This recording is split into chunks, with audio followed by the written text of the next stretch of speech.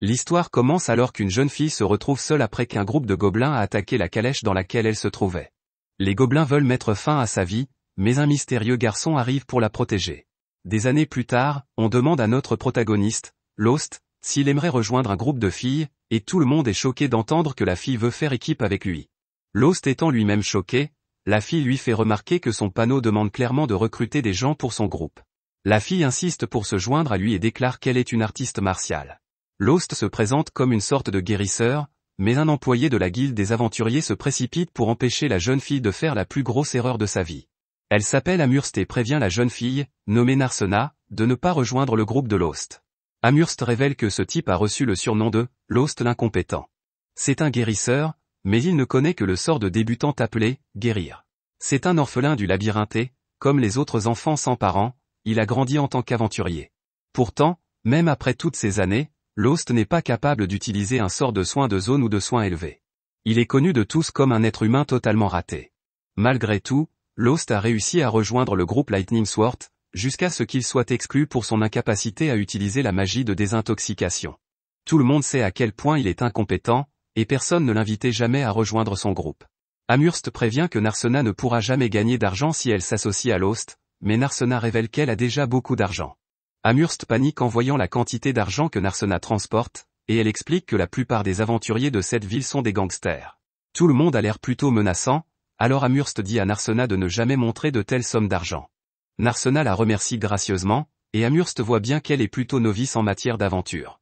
Amherst propose à Narsena de la présenter à un groupe de débutants, mais la petite arnaqueuse lui répond qu'elle devra faire payer ses services à Narsena. Narsena rejette étonnamment l'arnaqueuse, car elle souhaite rejoindre le groupe de Lost depuis très longtemps. Lost et Narsena vont signer des papiers pour officialiser leur groupe, et Narsena fait un trou dans le crâne de Lost. Elle l'admire beaucoup pour une raison ou une autre, et elle est soulagée de le rencontrer à nouveau. La petite fille est surprise lorsque Lost lui demande de signer son nom, mais elle se ressaisit. Lost paie la cotisation à la guilde, et leur groupe est désormais officiel. Dehors, Lost explique que personne n'a jamais exploré la partie la plus profonde du labyrinthe de Mermy. Il y a encore beaucoup de mystères à l'intérieur, et personne ne sait même qui est le boss final. De nombreux aventuriers rêvent de trouver de grandes richesses à l'intérieur du labyrinthe. Ils se sont donc rassemblés à Mermy City, ce qui en a fait l'une des plus grandes villes du pays. Lost est un psychopathe qui veut aller au labyrinthe à l'instant même, et Narsena se demande si c'est bien possible puisqu'ils n'ont formé leur groupe qu'il y a quelques heures. De plus, avant de partir, Amherst dit à Lost qu'il ne peut emmener Narsena que dans les prairies car elle est encore novice. Le labyrinthe laisse échapper de l'énergie magique à quelques endroits autour de lui, ce qui provoque l'apparition de monstres. Les prairies sont l'un de ces endroits, mais seuls des monstres faibles y apparaissent. C'est le meilleur endroit pour les débutants, mais il est trop grand et il est difficile d'y trouver des monstres. Le labyrinthe, au contraire, est rempli de monstres, et c'est exactement ce que Lost recherche.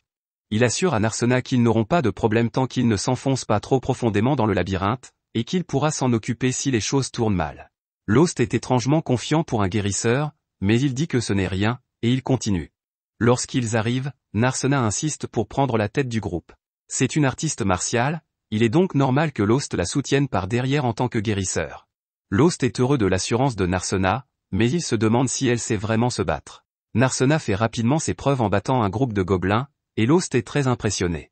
Il lui explique que la guilde achète les pierres magiques laissées par les monstres, et que c'est ainsi que la plupart des aventuriers gagnent leur vie. Les pierres sont précieuses car elles peuvent servir à beaucoup de choses, mais Lost lui fait remarquer qu'elle devrait déjà le savoir, même en tant que débutante. Malheureusement, les pierres magiques des gobelins ne valent pas grand-chose. Ils devront donc vaincre des monstres plus puissants s'ils veulent gagner beaucoup d'argent. Ils se mettent d'accord pour aller plus loin dans le donjon afin de gagner plus d'argent, et Narsena promet de protéger le faible guérisseur en cas de problème. Quelques instants plus tard, c'est Lost qui protège Narsena en l'empêchant de tomber dans un piège. Il lui montre l'endroit où se trouvait sa tombe et lui explique qu'il a pu la sauver parce qu'il a remarqué les tuiles de couleurs différentes. Trouver des pièges est généralement le travail d'un voleur, et Narsena se demande donc comment Lost a pu le faire en tant que guérisseur. Lost explique simplement qu'il est aventurier depuis très longtemps et qu'il a donc acquis quelques compétences ici et là. Plus profondément dans le donjon, les deux hommes aperçoivent un demi-orc, mais ils ne devraient pas se trouver à ce niveau du donjon. Les demi-orcs sont des démons de niveau intermédiaire, et leur corps robuste les rend très difficiles à battre. Leur puissance est égale à celle des monstres des niveaux inférieurs du labyrinthe, ils ne devraient donc jamais apparaître dans les niveaux supérieurs. Narsena se demande si c'est le moment de s'enfuir, mais Lost est persuadé qu'ils peuvent le vaincre s'ils travaillent ensemble. Lost ne veut pas la forcer, mais elle accepte étonnamment, car elle a confiance en son jugement. Narsena commence le combat, mais elle est surprise lorsque sa première attaque lui donne l'impression de frapper un mur de briques. Heureusement, la bête est plutôt lente, mais Narsena subit tout de même quelques dégâts. Le combat se dégrade rapidement pour elle, car elle est acculée, mais la bête n'est étonnamment pas en mesure de l'achever. À ce moment-là, Narsena est stupéfaite de voir que Lost l'a sauvée juste à temps en plongeant son épée dans la poitrine de l'ORC. Lost est heureux de voir que Narsena va bien, mais elle ne peut que se demander si Lost n'est vraiment qu'un guérisseur. Lost balaie à nouveau la question et explique que ses années de travail en tant qu'aventurier lui ont permis d'apprendre quelques techniques de combat rapprochées. Narsena dit que son attaque ne semblait pas être une technique simple, mais Lost la distrait en lui faisant remarquer qu'elle est blessée. Narsena ne s'inquiète pas trop, mais Lost est un guérisseur dans l'âme, et il sait que même les plus petites blessures doivent être soignées. Narsena insiste sur le fait qu'elle va bien, mais Lost la soigne quand même. La pierre magique laissée par l'ORC est beaucoup plus grande que celle des gobelins et possède un pouvoir magique bien plus important. Cela signifie qu'elle vaudra une belle somme d'argent. Lost explique qu'il a vu ce qu'il voulait voir de Narsena en termes de capacité de combat. Ils ont également gagné une bonne somme d'argent et peuvent donc rentrer chez eux, mais il laisse la décision à Narsena. Elle dit qu'elle peut encore se battre, et ils repartent chasser. Ensuite, Amherst est stupéfait de voir le nombre de monstres qu'ils ont vaincus en une seule journée. Amherst se rend compte que Lost a dû emmener la novice dans le labyrinthe, et le pire, c'est que le fait qu'ils aient une pierre orque signifie qu'il l'a emmenée au niveau intermédiaire. Lost la corrige en expliquant qu'ils ne sont allés qu'au niveau supérieur. L'ORC n'aurait pas dû être là, mais cela correspond à ce que les autres aventuriers ont dit aussi. Les supérieurs ont également été très occupés ces derniers temps, Amherst pense donc qu'il se passe quelque chose dans le labyrinthe. L'humeur d'Amherst change rapidement et elle est heureuse de les payer pour leurs pierres. Narsena est bizarre de la voir si excitée, alors Lost lui explique que les employés de la guilde reçoivent une augmentation de salaire lorsqu'ils achètent des pierres magiques. Cela n'est vrai que pour les aventuriers dont ils sont responsables, ce qui signifie que plus ils gagnent, plus Amherst gagne. Lost est choqué par le montant de la prime, et Amherst doit lui rappeler de la partager avec Narsena. Lost n'oublierait jamais, mais il est surpris parce que, même après avoir partagé, c'est encore 10 fois plus que ce qu'il a jamais gagné. Lost tombe dans une profonde dépression lorsqu'il réalise ce que cela signifie. Amherst explique à Narsena qu'il s'est fait avoir lorsqu'il était membre du groupe Lightning Sword, et qu'ils ne lui ont jamais donné sa juste part des récompenses. Narsena est furieuse et demande à la guilde de faire quelque chose. La décision revient à Lost, qui décide d'aller de l'avant parce qu'il est heureux avec son nouveau groupe et qu'il veut oublier l'ancien. Le couple s'en va, mais un homme mystérieux les observe. Plus tard, la vie d'Amherst compte joyeusement tous ses gains, mais elle est surprise par l'homme. Anzom est son patron, et il espère simplement qu'Amherst n'a pas aidé Lost à trouver un nouveau groupe. Amherst explique qu'elle n'a pas le pouvoir de persuasion nécessaire pour convaincre quelqu'un de rejoindre le groupe de Lost. Au lieu de cela, c'est juste une fille qui a vu quelque chose de spécial en Lost. Anzom semble savoir qui est cette fille aux cheveux bleus, mais cela l'inquiète pour une raison ou une autre. Ce soir-là, Lost est surpris d'apprendre que la nouvelle de l'arrivée d'un nouveau membre dans son groupe a déjà fait le tour de la ville. L'incompétent Lost est assez connu, et le fait qu'il ait trouvé un imbécile pour rejoindre son groupe n'est pas anodin. Lost se prépare à réserver une chambre, et Narsena est effrayé à l'idée de partager une chambre avec Lost. Lost décide qu'ils doivent dormir dans des chambres séparées, mais cela semble décevoir Narsena. Ils se rendent tous deux dans leur chambre pour la nuit, et Narsena se remémore le moment où elle a été guérie. Il s'avère que Narsena était la fille dans le carrosse, et que Lost était le gars qui l'a sauvée. Elle était reconnaissante après qu'il l'ait guérie, mais Lost s'est excusé de ne pas avoir pu faire plus. Narsena était étrangement positive, même si je suis presque sûr que les gobelins ont mis fin à la vie de toutes les autres personnes qui devaient se trouver dans la calèche. Elle n'avait pas l'air de s'en soucier et s'est jurée de devenir une aventurière. Narsena voulait rejoindre le groupe de Lost un jour, et elle a promis de le protéger. Depuis, Narsena s'est entraînée très dur, et elle a attendu longtemps pour être avec Lost. Lorsqu'elle a appris que Lost avait été expulsé de son groupe, elle s'est immédiatement précipitée vers la ville. La petite harceleuse est heureuse de constater que son plan a parfaitement fonctionné. Elle a formé un groupe avec Lost et ils ont même vaincu un orc. Comme elle fait tout cela pour lui, elle déprime en pensant que Lost n'a même pas reconnu qui elle était. C'est compréhensible puisque son apparence a beaucoup changé, mais ce n'est pas tout ce qui a changé. Lost est beaucoup plus fort qu'avant, et il ne semble pas avoir besoin de sa protection. Narsena sort de sa dépression et se rappelle qu'elle a promis de protéger Lost quoi qu'il arrive. Remotivée, Narsena se prépare à aller se coucher, mais une chose lui échappe encore, elle ne comprend pas pourquoi les gens traitent Lost d'incompétent alors qu'il est très puissant. Un coup d'œil en arrière montre que l'ancien groupe de Lost était en très mauvais état après avoir été anéanti par un redoutable dragon. Lost a soigné la jeune fille, mais il n'a pas pu la désintoxiquer. Il lui a assuré que le poison disparaîtrait si elle se reposait un peu, mais cela n'a fait qu'énerver la jeune fille. Le groupe commença à se désagréger car le chef avait besoin d'eux pour le combat, mais la jeune fille n'était pas en état de se battre. Le groupe continua à se disputer parce que Lost leur avait dit qu'ils auraient besoin d'antidotes, mais qu'ils n'avaient pas les moyens de s'en procurer. Le chef traita Lost d'ordure inutile et demanda à sa mage d'attaquer avec toute la magie dont elle disposait. Sa boule de feu n'a fait qu'exaspérer la bête terrifiante, et le chef s'est senti frustré par l'incompétence de toute l'équipe. Il se rendit compte que personne ne serait capable de diriger un groupe de perdants, et il battit en retraite tout en recommandant à tous les autres de faire de même. Le mage a immédiatement pris la fuite, et Lost a aidé la jeune fille blessée. Par la suite, Lost fut exclu du groupe de l'épée de foudre. Il a été blâmé pour leur échec face à l'hydre, et il a été exclu parce qu'il était un mauvais soigneur. Lost a expliqué qu'ils avaient échoué parce qu'ils avaient tous bu la veille, mais cela n'a fait qu'aggraver les disputes. Le chef a décidé que la mage choisirait le coupable, mais elle a été intimidée, et la faute a été rejetée sur Lost. De retour dans le présent, Lost se réveille et pense que ce n'est pas la première fois qu'une telle chose lui arrive. Il y a 6 ans, le titre de guérisseur le plus incompétent de Lost était déjà bien connu. Cependant, Lost n'a jamais renoncé à devenir un grand aventurier. Un groupe lui a proposé de le rejoindre, et Lost a accepté avec enthousiasme. Malheureusement, il s'avéra qu'il n'avait pas besoin d'un guérisseur, mais plutôt d'un appât vivant pour attirer l'attention des monstres. Les orphelins du labyrinthe comme Lost sont souvent utilisés comme appât vivant, mais ils n'étaient même pas doués pour cela, et le groupe a été éliminé. Lost a toujours détesté la douleur et méprisé la mort, mais lorsqu'il a vu une jeune fille en danger, il a mis tout cela de côté. Aujourd'hui encore, Lost ne sait pas exactement pourquoi il est allé l'aider. Il a combattu les gobelins du mieux qu'il a pu, mais il a fini par être assommé. Lorsqu'il s'est réveillé, Lost a réalisé que ce n'était pas lui qui avait sauvé la jeune fille, mais un groupe de chevaliers, ce qui signifiait qu'il était toujours incompétent. Mais ce n'est pas ainsi que la petite fille voit les choses. Elle remercia Lost, car sans lui, il n'aurait pas survécu assez longtemps pour que les secours arrivent. Lost l'a guéri, mais la petite fille a été horrifiée d'entendre à quel point il a été maltraité. Sa sympathie la poussa à pleurer pour Lost, et elle prit une décision. Elle se promit de devenir une aventurière pour pouvoir faire équipe avec Lost et le protéger. La jeune fille était issue d'une famille noble, ce qui signifiait qu'elle ne pourrait jamais être aventurière. Lost le savait bien, mais ses paroles l'encourageaient toujours, et il décida de continuer à essayer de devenir un grand aventurier. Il finit par trouver un professeur et commença à s'entraîner. Il n'apprit que les techniques de guérison les plus élémentaires, mais il acquit également de nombreuses autres compétences essentielles aux aventuriers. Finalement, Lost s'est convaincu qu'il était devenu un grand aventurier, et c'est à ce moment-là qu'il a rejoint l'épée foudroyante. Lost remercie la petite fille pour ses paroles qui l'ont empêché d'abandonner l'idée de devenir un aventurier. Il vient de penser à elle parce qu'il était sur le point d'abandonner à nouveau après avoir été expulsé de l'épée foudroyante. Lost est heureux de ne pas avoir abandonné, car il n'aurait jamais rencontré Narsena.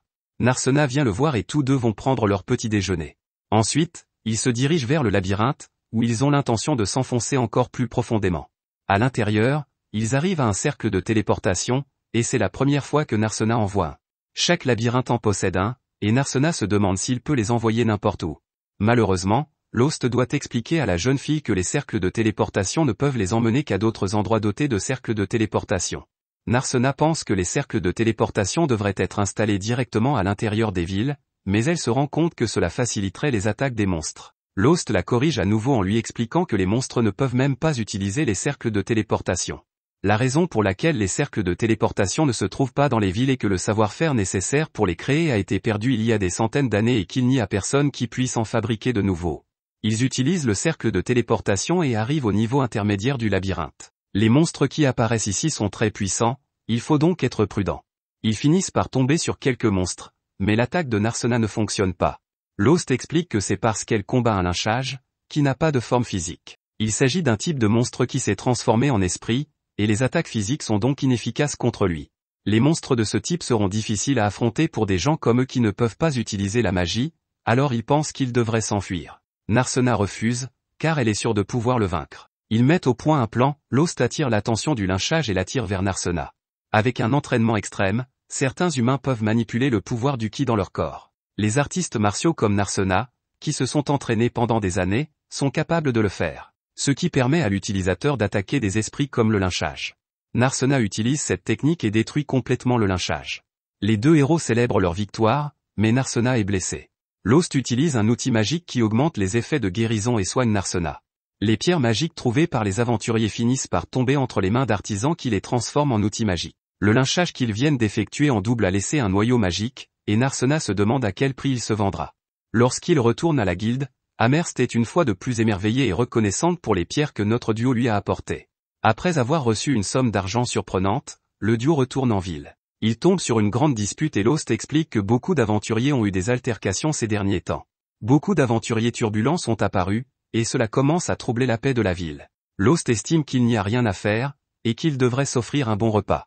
La serveuse se demande s'ils peuvent vraiment se permettre un repas aussi coûteux, mais Lost lui dit de se calmer et lui apporte de la bière. Narsena veut elle aussi se faire plaisir, mais une serveuse enfantine lui explique qu'ils ne vendent pas d'alcool aux mineurs. Alors qu'il se régale, Narsena décide de poser une question qu'elle se pose depuis longtemps. Elle a vu une structure très haute dans la ville, sans entrée ni fenêtre. Cela ne ressemble pas à un monument, et il y en a plusieurs en ville. Lost ne sait pas non plus ce que c'est, mais il a déjà demandé à des habitants de la ville. Les artisans lui ont dit que c'était eux qui le construisaient, mais même eux ne savent pas de quoi il s'agit. Ce qui est encore plus étrange, c'est que personne ne sait qui est le client qui paie pour cela. Le plan de la structure et le paiement ont été apportés par un agent, et même derrière cet agent, il y avait un autre agent. Il y a une série d'agents impliqués, ce qui montre clairement que la personne derrière tout cela ne veut pas être trouvée. Les structures ne dérangent personne et les gens ne s'interrogent donc pas vraiment. Lost pense qu'il devrait plutôt construire un mur d'enceinte, mais Narsena préfère que la ville soit ainsi. Lost fait remarquer qu'ils sont vulnérables à une invasion, mais Narsena dit étonnamment qu'il n'y a pas besoin de protection. Il y a plus d'aventuriers dans cette ville qu'elle n'en a jamais vu, et les voleurs et les monstres n'auraient aucune chance en cas d'invasion. Plus tard, ils s'endorment tous les deux pour la nuit. Narsena veut dire quelque chose à Lost, mais elle finit par se dégonfler. Narsena se souvient qu'elle voulait partager sa chambre avec lui, mais elle n'arrive pas à lui dire. Lost, quant à lui, se dit qu'il est agréable de faire équipe avec quelqu'un. Il se demande si la fille qu'il a rencontrée il y a des années va se montrer, mais quoi qu'il en soit, il lui reconnaît le mérite de l'avoir aidé à aller aussi loin en tant qu'aventurier. Le lendemain, le chef de l'épée foudroyante présente une nouvelle guérisseuse à l'équipe. La jeune fille se présente, mais les autres ne sont pas très enthousiastes. Le chef est pourtant très positif et déclare qu'ils pourront certainement vaincre Hydra cette fois-ci. Ailleurs, un homme inquiétant apprend qu'une personne appelée la Belle au Bois dormant se trouve dans une certaine ville. C'est Ansam qui donne cette information, et il révèle que la Belle au Bois dormant a fait équipe avec Lost. L'homme est inquiet car le temps presse, et Ansam doit donc chasser Lost de la ville immédiatement. Plus tard, le groupe de l'épée foudroyante espionne de loin l'hydre qu'il a déjà vaincu, tout en préparant sa nouvelle attaque. Le chef est impatient de venger la défaite passée du groupe, et il explique aux autres que lui et la guérisseuse attaqueront de front, tandis que le voyou se glissera dans le dos et que le mage les soutiendra avec de la magie.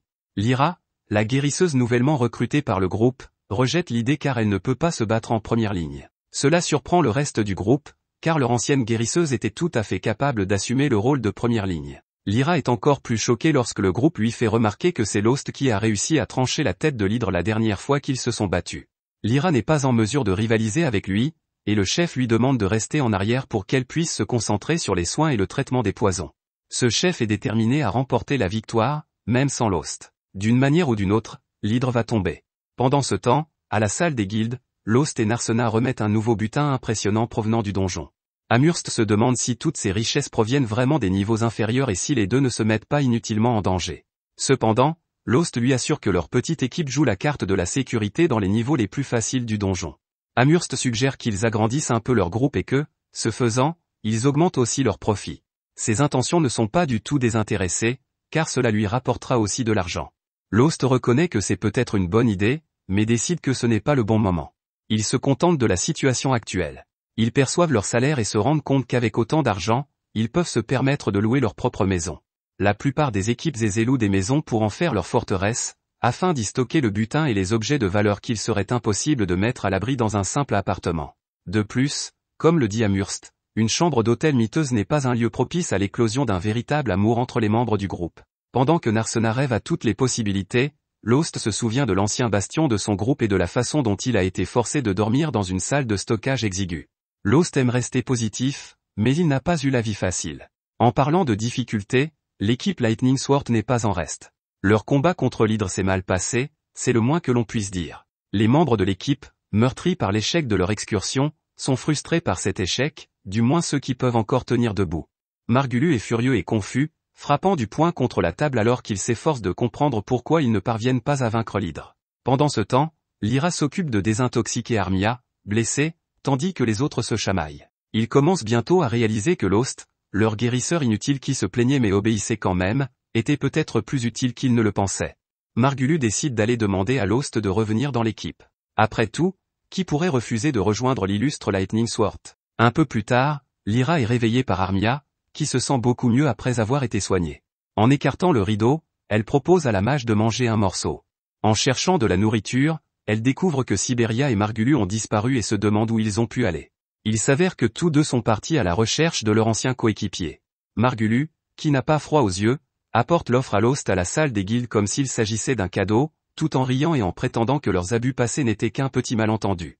Il devient évident que Margulu a dû mettre tous ses points de compétence dans l'art de l'éclairage au gaz. Il trouve excuse sur excuse pour le mauvais traitement que l'équipe a réservé à son ex-coéquipier et promet que les choses seront différentes maintenant, allant même jusqu'à jeter leur nouvelle guérisseuse sous le boisseau, la traitant de femme inutile. À la surprise générale, Lost remercie Margulu. Avant qu'un mot de plus ne soit prononcé, Narsena, qui a entendu tout cela, en a assez et se précipite pour intervenir. Il est hors de question qu'elle laisse une ordure comme Margulu lui voler son partenaire. Lost la calme en lui expliquant que, même s'il est reconnaissant de l'invitation et qu'il n'éprouve aucune haine envers son ancienne équipe après ce qu'elle a fait, il ne peut pas accepter. Il ne rejoindra pas Lightning Sword. Il a déjà un groupe et il est très heureux là où il est. Margulu n'arrive pas à croire ce qu'il entend. Il suppose que cette mégère aux cheveux bleus doit manipuler Lost pour qu'il dise de telles choses, et il accuse ouvertement Narsena. Pour le guérisseur banni, c'est un pas de trop. Insulter le membre de son groupe était une grave erreur. Lost, qui n'est plus aussi aimable, saisit Margulu et l'avertit que s'il ose faire du mal à Narsena, lui et Lightning Sword le regretteront. Lost et Narsena laissent ensuite Margulu, mécontent et légèrement ébranlé, en proie à la colère. Il demande à Amherst de lui trouver un nouveau membre de groupe qui puisse les aider à combattre l'Hydre. Il a besoin de quelqu'un de fort et de compétent qui puisse se tenir à ses côtés en première ligne. C'est alors qu'un nouveau guerrier mystérieux apparaît et propose ses services. Incertain mais désespéré, Margulu dégaine son épée pour tester l'étranger. Malgré l'avertissement d'Amherst qui interdit tout combat dans la salle des guildes, Margulu fonce tête baissée sur l'homme masqué. En un instant, le chef de l'épée foudroyante est désarmé avec une facilité déconcertante. Victorieux, le mystérieux épéiste masqué révèle qu'il s'appelle Shig, ce qui suffit à convaincre Margulu, qui l'accueille dans son équipe. Avec l'aide de Shig, ils vont certainement détruire l'Hydre une fois pour toutes. Plus tard, à l'auberge, Sheila frappe à la porte de Lost. En jetant un coup d'œil hors de sa chambre, Narsena est nerveuse à l'idée que l'autre fille puisse tenter sa chance auprès de Lost avant elle. Elle est soulagée de constater que Sheila n'est là que pour informer le duo que des invités les attendent. Il s'agit en fait du reste de l'ancienne équipe de Lost, Armia et Lyra. Les deux femmes craignent que le troisième round contre l'Hydre ne se déroule pas aussi bien que le pense leur chef, et elles sont venues demander l'aide de Lost. Il a été assez fort pour lui couper la tête la dernière fois, alors s'il est là, il peut sûrement aider à vaincre la bête sans que personne d'autre ne soit gravement blessé. Narsena soulève un point important lorsqu'elle se demande ce qui retient Armia et Lightning Sword. De toute évidence, personne dans l'équipe ne s'amuse, alors pourquoi rester dans les parages? La mage explique que Margulu a ses défauts, comme le fait d'être un menteur, un tricheur, un lâche, un bon à rien, un pourri, un fils de pute qui ne se brosse même pas les dents, mais qu'il reste leur coéquipier, et qu'elle croit en la loyauté. Cette déclaration met en colère Narsena, qui rappelle que Lost était aussi leur coéquipier, mais qu'ils l'ont quand même si maltraité. Il n'en faut pas plus pour qu'Armia s'effondre en larmes sous l'effet de la culpabilité qu'elle ressent. Narsena a raison, Armia sait qu'elle a fait du tort à Lost, mais elle avait peur d'être renvoyée de l'équipe si elle ne suivait pas Margulu, la première et la seule équipe dont elle ait jamais fait partie. Elle implore son pardon et Lyra tente de convaincre Lost que la mage est sincère, se souvenant qu'elle a crié son nom en se retournant dans son sommeil empoisonné. Lost, toujours aussi calme, réconforte Armia et accepte ses excuses. Il lui fait savoir qu'il n'y a aucune rancune entre eux, mais que, cela dit, il ne reviendra pas à l'épée de foudre. C'est un moment doux amer, interrompu par Miss Marie, la cuisinière, qui apporte un déjeuner extravagant à l'équipe.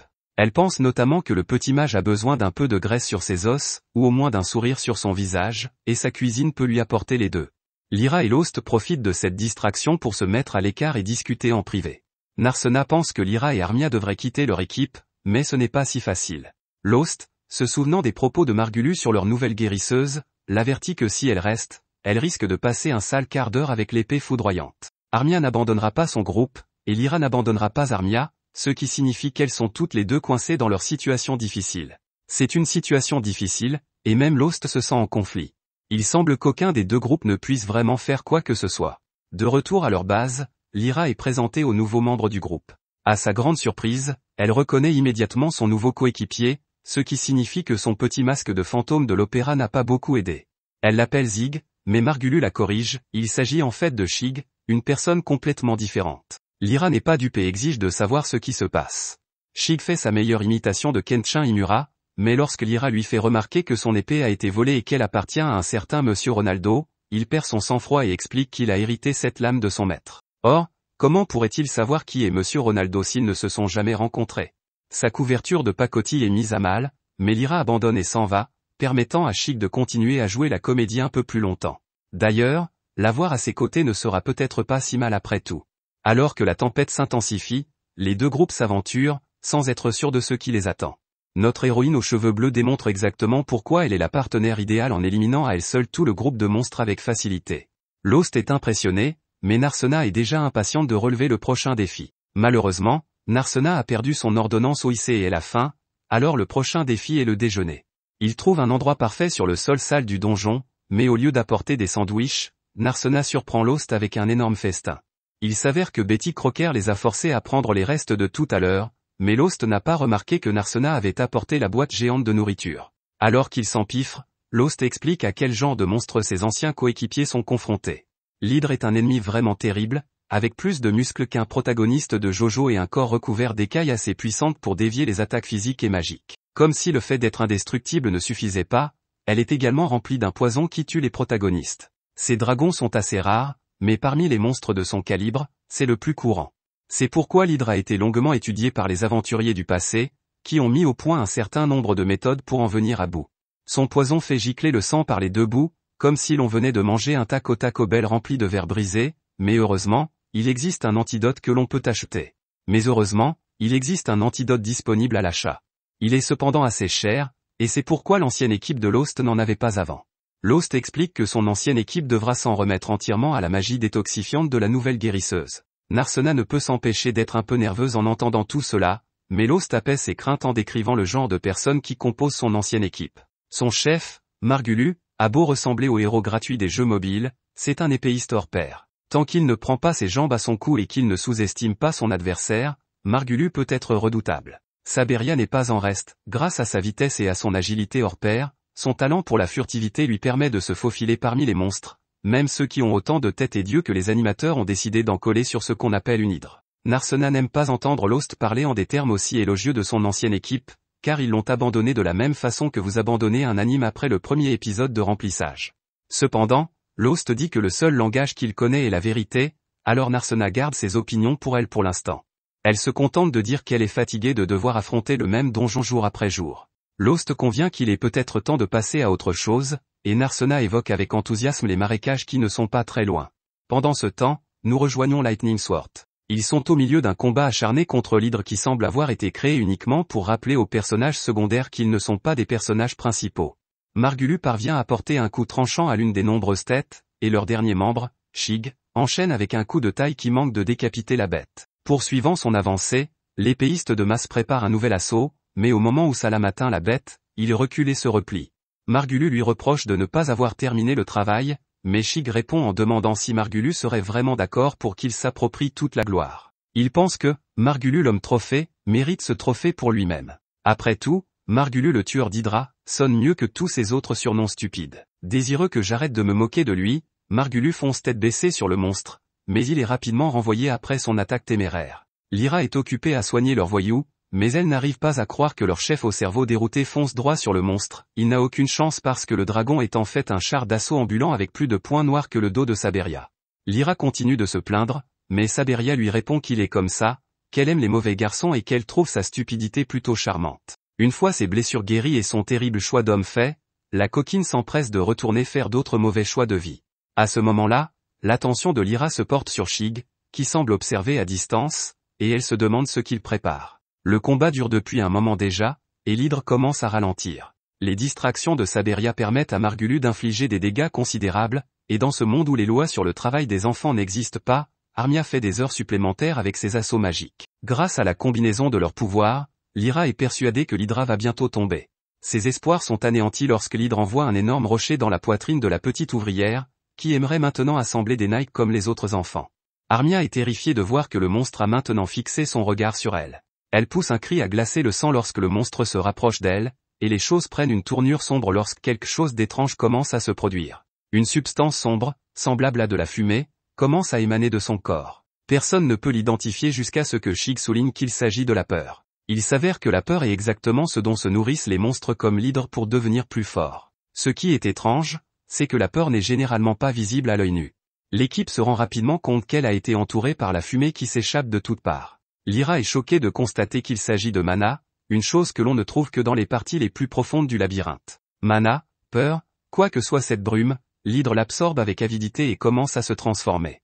Avec suffisamment de puissance magique, les monstres sont capables de muter, ce qui peut souvent augmenter leur capacité et les transformer en adversaires encore plus terrifiants. Malheureusement, au lieu de le transformer en quelque chose de vraiment créatif, le studio d'animation à petit budget s'est contenté de changer sa couleur et de lui ajouter quelques têtes. Malgré tout, la bête est plusieurs fois plus puissante qu'elle ne l'était auparavant, et Lyra n'aurait jamais imaginé voir une transformation se produire dans la vraie vie. L'épée foudroyante n'a aucun moyen de vaincre ce monstre amélioré. Shig dit donc à Lyra de s'occuper du mage et à Margulu qu'il est temps de battre en retraite. Margulu, le légendaire tueur d'Hydra, ne bat pas en retraite. Il charge à nouveau, avec l'intention de prendre au moins une tête, mais lorsque sa lame entre en contact avec les écailles de l'hydre, elle se fissure et se brise en deux, l'abandonnant complètement, comme la souris de jeu bon marché que vous avez achetée vous abandonne en plein milieu d'un match. Sans défense, Margulu a failli trouver un nouveau foyer au fond de la gorge de l'hydre, mais Lost apparaît pour le sauver juste à temps. Margulu est choqué de voir son ancien coéquipier, mais il n'a pas le temps de parler. Avec l'aide de Narsena, les deux hommes parviennent à repousser l'hydre, mais Lost est attendu ailleurs. Shig fait remarquer que Lost n'est qu'un simple guérisseur et l'envoie soigner Armia pendant qu'il retient la bête. Lyra a utilisé tous ses points de personnages secondaires et ne peut donc plus aider leur mage déchu. Heureusement, Lost arrive avec de nombreux jetons d'armure d'intrigue et utilise son humble capacité de guérison sur Armia. Lyra s'exclame que le sort de soin de base est loin d'être suffisant, mais elle est stupéfaite de le voir utiliser un autre soin, puis un autre encore. Lyra est confuse et se demande si Lost n'est pas en train de dérailler en disant « soigner » plusieurs fois, mais Saberia explique que Lost fait simplement ce qu'il fait toujours en superposant les soins. Même le Golden Boy dit que c'est assez courant pour Lost, mais pour Lyra, cela n'a aucun sens. Mettre un pansement sur une blessure est utile, mais en mettre 10 par-dessus le premier n'accélère pas la cicatrisation. Heureusement, le réveil d'Amira, grâce à Lost, donne tort à ce je sais tout. Lyra ne peut que se demander qui est vraiment Lost, et Armia le remercie de l'avoir maintenu en vie pour qu'elle ne soit pas renvoyée pour avoir quitté le travail plus tôt. Non loin de là, Shig fait ce qu'il peut pour arrêter l'hydre, mais il semble que le monstre ait attendu Lost, comme s'il se souvenait de lui et voulait se venger. Heureusement, Narsena et Shig sont là pour l'aider, et les trois se préparent au dangereux combat qui les attend, tandis que les autres se tiennent à l'écart et décident d'observer les véritables héros se mettre au travail. Le grand tueur d'Hydra ne se plaint pas non plus, mais seulement parce que son épée est cassée, et non parce qu'il est lâche. Le combat intense commence lorsque Narsena donne un coup de poing paralysant et que Lost profite de l'ouverture qu'elle lui offre. Pendant ce temps, la grande épée de Shig tranche une tête d'un seul coup. Margulu est choqué de voir que sa lame ne s'est pas brisée, mais Lyra explique qu'il s'agit d'une épée magique. Margulu est stupéfait car il a entendu parler de cette lame légendaire, et elle est bien meilleure que sa pathétique épée dont sa petite amie se moque toujours. C'est alors qu'une erreur coûteuse de Narsena voit une de ses frappes contrée par l'hydre, et qu'elle est projetée au sol. Fait troublant, le monstre ne l'attaque pas, mais semble la prendre en otage et met Lost au défi de l'affronter en un contre un. Lyra intervient en expliquant que les monstres ne deviennent pas seulement plus forts lorsqu'ils se transforment en de légères variations d'eux-mêmes, ils deviennent aussi plus intelligents. Ce monstre a maintenant plus d'intelligence dans une tête que tout le groupe, et son cœur est plein de vengeance. Lost n'est pas un voyou, il dit à tout le monde de rester en arrière et il accepte le défi. Lost s'élance, mais la scène s'interrompt rapidement pour laisser place à un vieil homme déçu. Lorsque nous revenons au combat, nous constatons que Lost a été vaincu. Même si le dragon a 1 million de points de QI, il n'hésite pas à se défouler sur les nuls, et il nargue Lost en poussant un cri de guerre. Lost espère seulement que le dragon ne va pas commencer à le taquiner, et il tend la main à son fidèle coéquipier avant de perdre connaissance. Les autres tremblent de peur car ils n'ont plus d'autre choix, mais le corps de Lost commence à battre. Tout le monde est choqué de voir notre héros trouver la force de se relever, cette fois en brûlant d'une terrible aura. Il s'avère que le mystérieux vieil homme n'a pas été déçu par la faiblesse de Lost, mais par le réveil de la puissance intérieure de Lost, qui aurait dû rester dans un sommeil éternel. C'est alors qu'une corne incandescente jaillit du front de Lost, sous l'effet d'une soudaine poussée de puissance. Le dragon sent immédiatement le danger et s'approche pour mettre fin au combat, mais il est trop tard. D'un seul coup, Lost détruit l'hydre, la réduisant à sa plus simple expression avant de s'effondrer, inconscient. Lorsque notre guérisseur OP préféré se réveille, il trouve une Narsena très inquiète penchée sur lui. Heureusement, Lyra était là pour le guérir, mais elle lui rappelle qu'une telle magie ne pousse pas sur les arbres et qu'elle lui enverra sa facture plus tard, et qu'elle risque de lui faire plus mal que l'hydre. Elle lui demande ce que signifiait cette histoire des « excitations », mais Lost n'a aucune idée de ce dont elle parle. Quoi qu'il en soit, ses anciens coéquipiers ont changé d'attitude plus vite qu'on ne change de vêtements après avoir réalisé qu'on ne s'est pas douché depuis une semaine. Margulu est ravi de constater que son bon ami Lost est si fort, et il est convaincu qu'avec lui à leur côté, il pourrait même battre le maître du labyrinthe en personne. Saberia lui rappelle que personne n'a encore vu le maître et lui dit qu'il devrait ralentir un peu. Pour l'instant, ils peuvent vendre toutes les pierres magiques qu'ils ont récoltées après avoir vaincu l'hydre. Un tel butin réparti entre 3 suffit à les rendre tous assez riches. Lost fait remarquer que plus de 3 personnes ont aidé, mais ce n'est pas ainsi que fonctionne l'épée de foudre. Margulu estime que les 2 débutants de l'équipe n'ont pas fait assez pour mériter leur part, et il pense que Narsena n'est que le trophée Wefu de Lost. Margulu déclare alors que lui, le voyou, et Lost peuvent réclamer le prix pour eux-mêmes. Même la pauvre Armia n'est pas incluse car, après tout, le travail des enfants est bon marché. Le maléfique Margulu va même jusqu'à suggérer qu'Armia ne se réveillera peut-être jamais, et qu'il ferait mieux de la vendre pour gagner un peu d'argent, vu son inutilité en tant que mage. Narsena en a rapidement assez de cette sombre tournure des événements et assomme Margulu d'un solide coup de poing.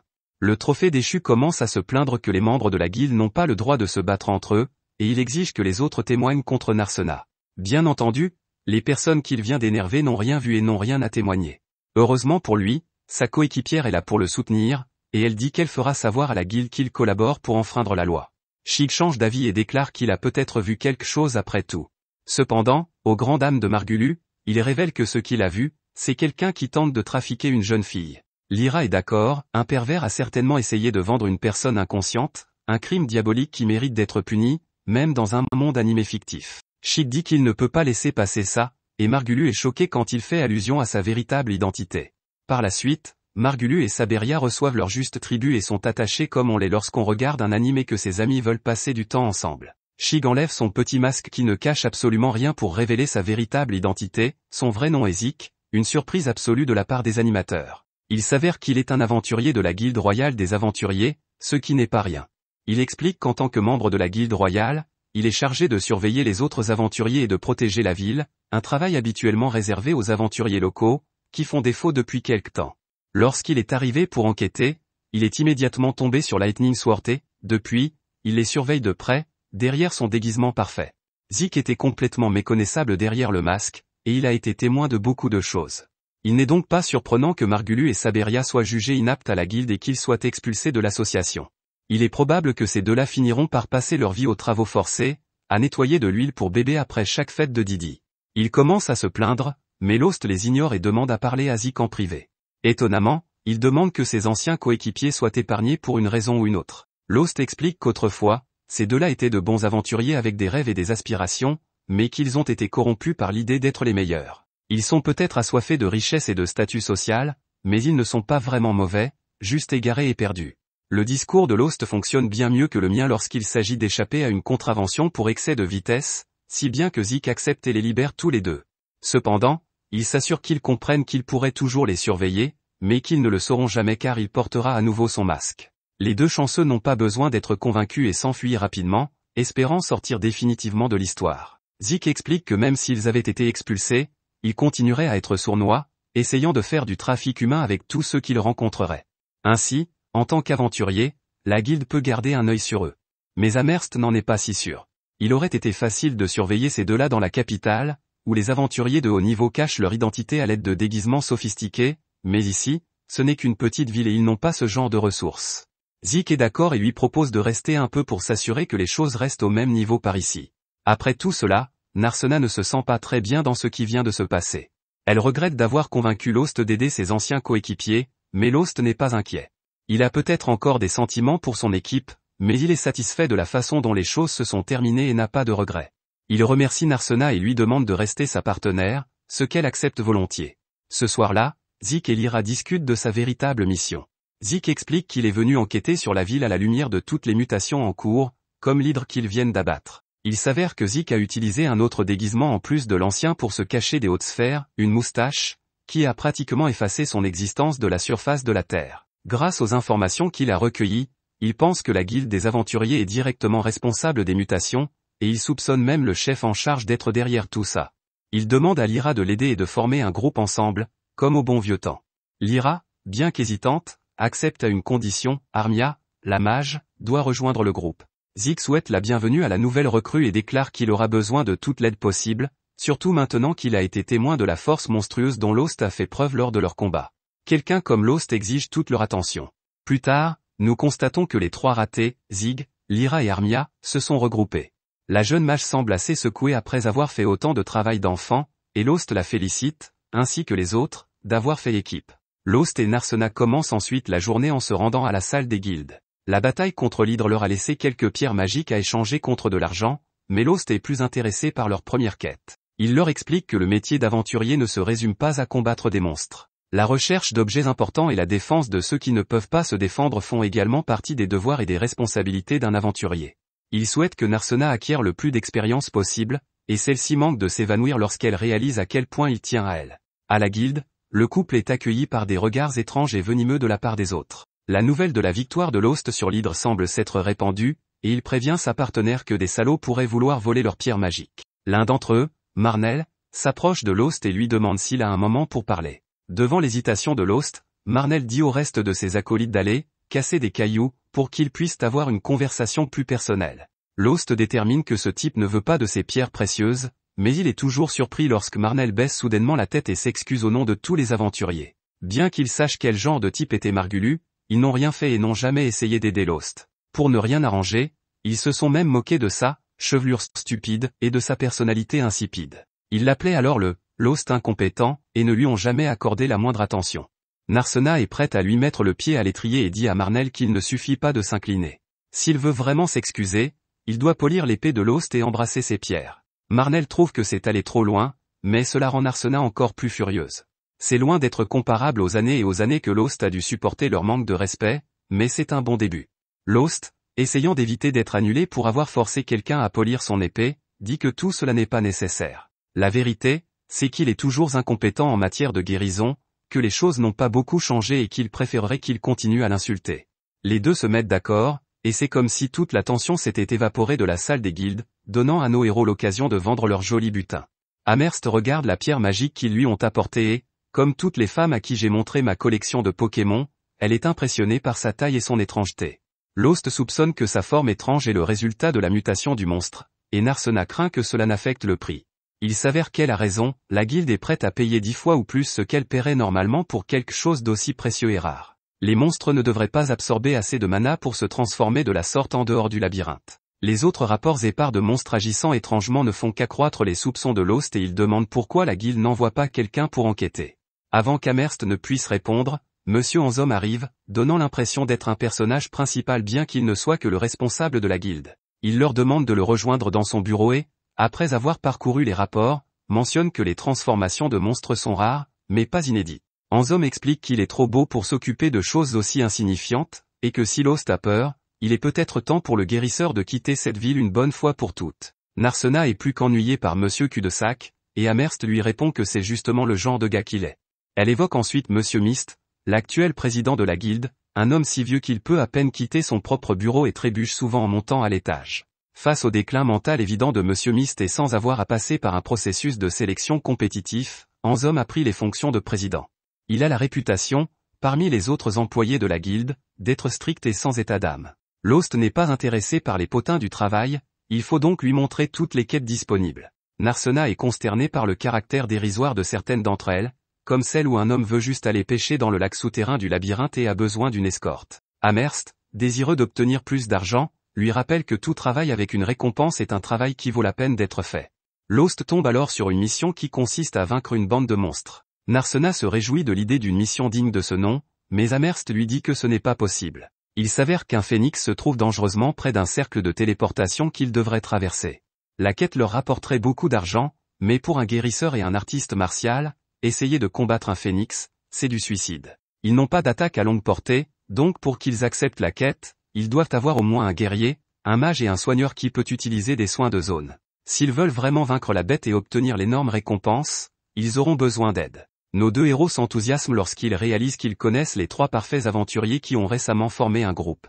Lyra et Zig sont intéressés par le travail, Lyra ayant l'audace de chuchoter à propos de Lost juste devant lui, comme s'il avait perdu l'ouïe.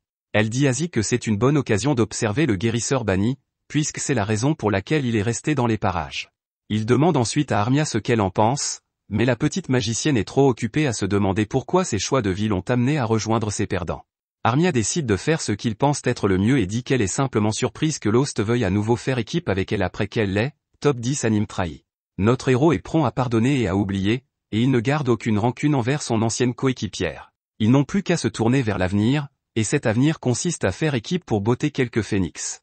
La bande se met au travail pour préparer la journée du lendemain, qu'il s'agisse de s'occuper de la paperasse de la guilde, de rassembler les fournitures ou d'acheter l'équipement nécessaire. Lost et Narsena sont sur le point d'aller chercher des potions quand elle est soudain prise dans les bras d'un inconnu torse nu. Faire peur à un combattant est un bon moyen de se faire lancer de l'autre côté de la rue, et Narsena se libère et prend un coup, avant de réaliser qu'il s'agit de quelqu'un qu'elle connaît.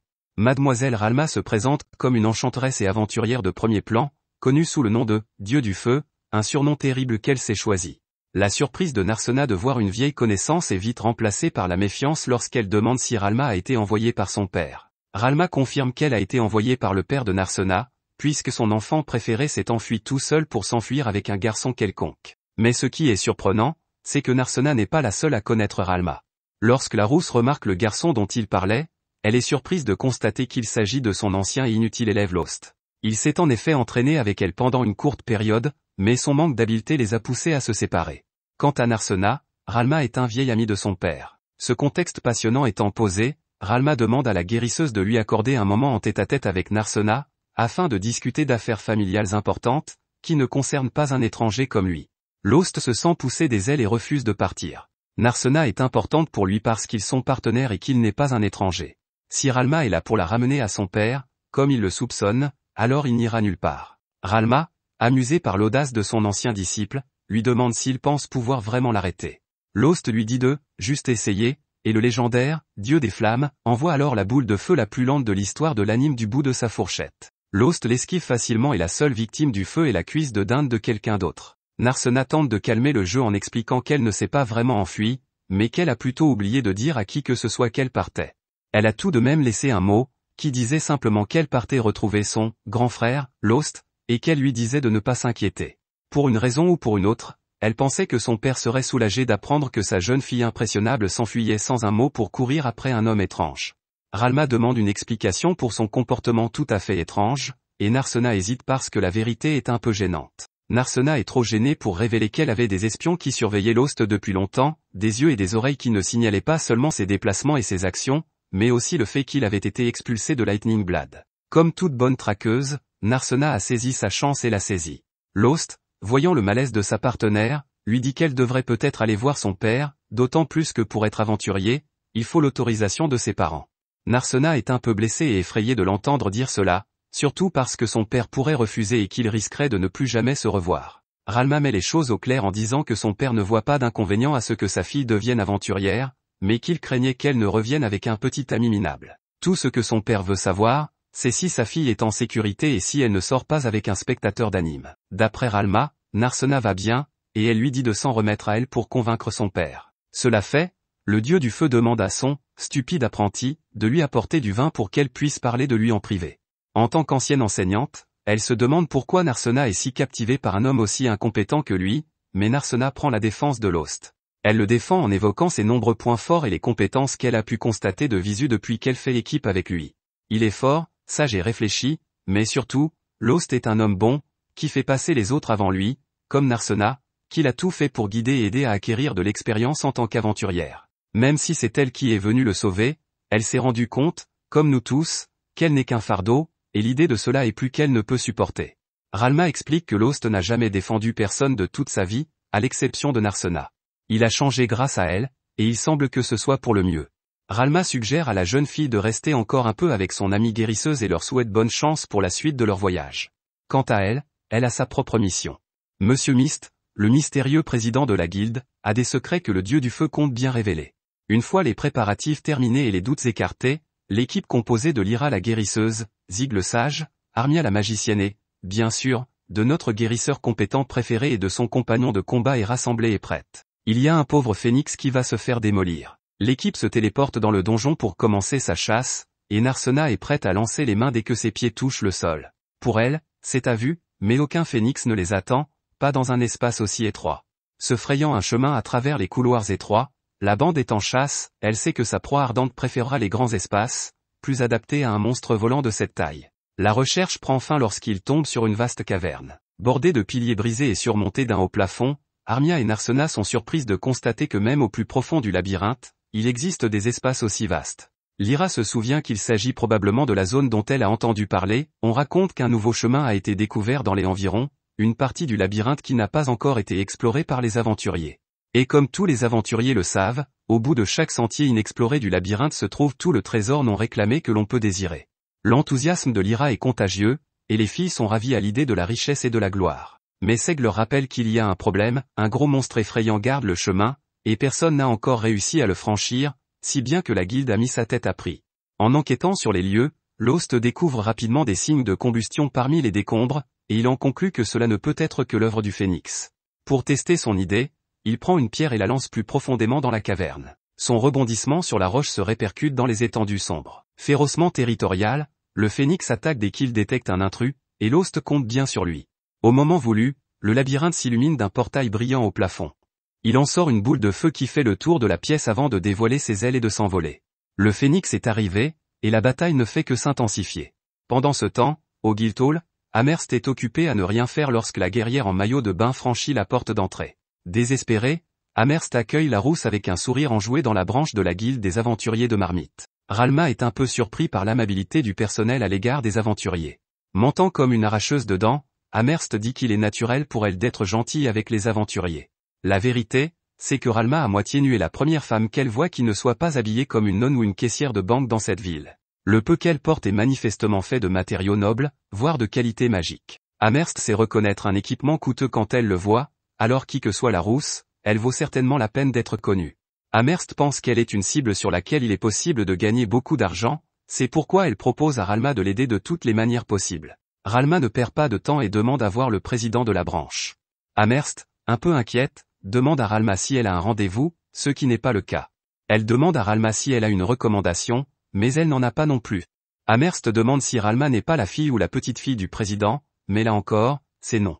Ralma révèle qu'elle est juste là pour tabasser le vieux monsieur président et mettre fin à ses jours. Amherst ne laisse pas cette folle le voir, et elle n'arrive pas à croire que Ralma s'est permis de tuer le maître de la guilde. Leur dispute attire l'attention de tout le monde et on assiste à la colère de la déesse du feu. Elle s'apprête à tout brûler et à voir ce qui sortira des cendres. Heureusement, Anzom, l'aspirant héros, est également présent. Il prend Ralma au dépourvu et ramène les choses à la température ambiante. Il sait exactement qui elle est et de quoi elle est capable, et Anzom pense qu'une conversation civile dans son bureau serait préférable. Dans le labyrinthe, le combat contre le phénix fait rage, mais l'équipe se retrouve frustrée par la capacité de l'oiseau à voler, apparemment, ils sont connus pour cela parfois. Lost est tellement troublé qu'il rêve même d'abandonner son épée tchadienne et de prendre un arc pour une fois. Narsena est au moins rassuré par le fait que tant que le phénix reste hors de portée, il ne peut pas les blesser. Ils ne peuvent peut-être pas l'attaquer, mais il ne peut pas non plus les attaquer. Insulté, le phénix lance un éclair de flamme sur la bimbo aux cheveux bleus qui ose envahir son espace. Lost la sauve de l'explosion juste à temps.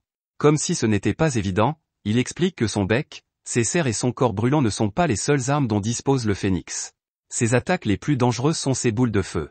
Personne n'est plus déçu que Narsena, car elle n'a plus aucun moyen de le frapper à mort. De retour à la guilde, Ralma a des questions à poser au président en exercice, et Anzom lui fait remarquer qu'elle n'est pas la seule, ces derniers temps. Il se souvient que Lost est venu il n'y a pas si longtemps pour parler du labyrinthe et du comportement étrange des monstres qui s'y trouvent. Anzom explique que Lost est un pleurnichard et qu'il a dit aux perdants d'aller se faire voir ailleurs. Heureusement pour l'intrigue de cette histoire, cela ne marchera pas avec le dieu du feu. Ralma veut juste savoir pourquoi la population de la ville est composée de voyous et de mécréants. Même la salle des guildes ressemble à une conférence des méchants de Batman, tant il y a de types louches. Ralma sait que c'est la guilde qui les a invités, et elle veut savoir pourquoi. Elle veut aussi savoir ce qu'il en est des piliers mystérieux et certainement liés à des rituels qui se trouvent un peu partout dans la ville. L'intuition féminine et le bon sens lui disent qu'il y a quelque chose de louche ici, et qu'il est impossible qu'il ne sache pas la vérité, ou pire, elle soupçonne Anzom d'être à l'origine de tous ces mensonges. Dans une petite ville du labyrinthe comme Marmet, la guilde a une autorité absolue, ce qui signifie que l'homme en charge de la guilde est en quelque sorte le roi de la ville. Le roi Anzom nie tout et plaide le cinquième. Il affirme qu'il n'a aucune idée de ce qui se passe ou de ce qu'elle raconte. Il n'est qu'un humble et ignorant président de guilde, et comme il le dit lui-même, il n'est qu'un acolyte. Ralma s'énerve, car elle en a assez de le voir jouer les idiots.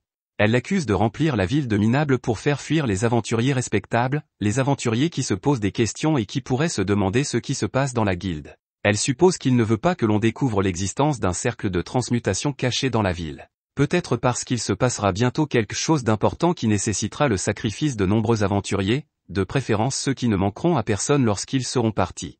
Elle compare cet événement à ce qu'on appelle la ruée vers le labyrinthe, un événement terrible qui s'est produit dans le passé et dont le souvenir hante encore le monde. De retour avec l'équipe, le labyrinthe s'est transformé en champ de bataille alors que le phénix continue de lancer des boules de feu sur nos héros à distance.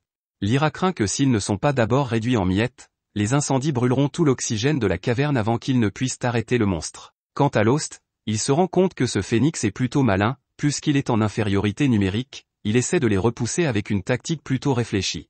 Il recouvre la pièce d'une mer de feu pour les brûler vifs, mais il utilise aussi le feu pour consommer tout l'oxygène de la pièce. Lost fait remarquer qu'ils sont confrontés à l'Einstein des phénix, et Seg est choqué par l'idée d'un monstre capable d'utiliser son cerveau. Fatigué de se cacher, il appelle Armia et lui demande si elle peut utiliser la magie de l'eau. C'est une question qu'il aurait dû poser avant de se lancer dans un combat contre le phénix, mais heureusement, Armia en est capable. Le plan qu'ils mettent au point est simple, Armia va abattre le phénix avec sa magie de l'eau en s'attaquant à ses ailes. Une fois au sol, les autres sauteront sur lui et lui botteront les fesses. Il faut beaucoup de temps pour lancer une magie assez puissante pour blesser un phénix, et après tout ce que la petite mage a vécu récemment, il n'est pas surprenant qu'elle soit un peu ébranlée par l'idée. Seg, qui rayonne toujours de l'énergie du personnage principal, lui rappelle qu'il se battra à ses côtés et que rien ne lui fera de mal tant qu'il sera là. Le fait est qu'elle a tout un groupe de compagnons dignes de confiance sur lesquels elle peut compter. Lyra, Narsena et Lost sont tous dans le même bateau, et tant qu'ils formeront une équipe, elle n'aura pas à s'inquiéter. Ces mots inspirent Armia, et l'équipe se lance à l'assaut.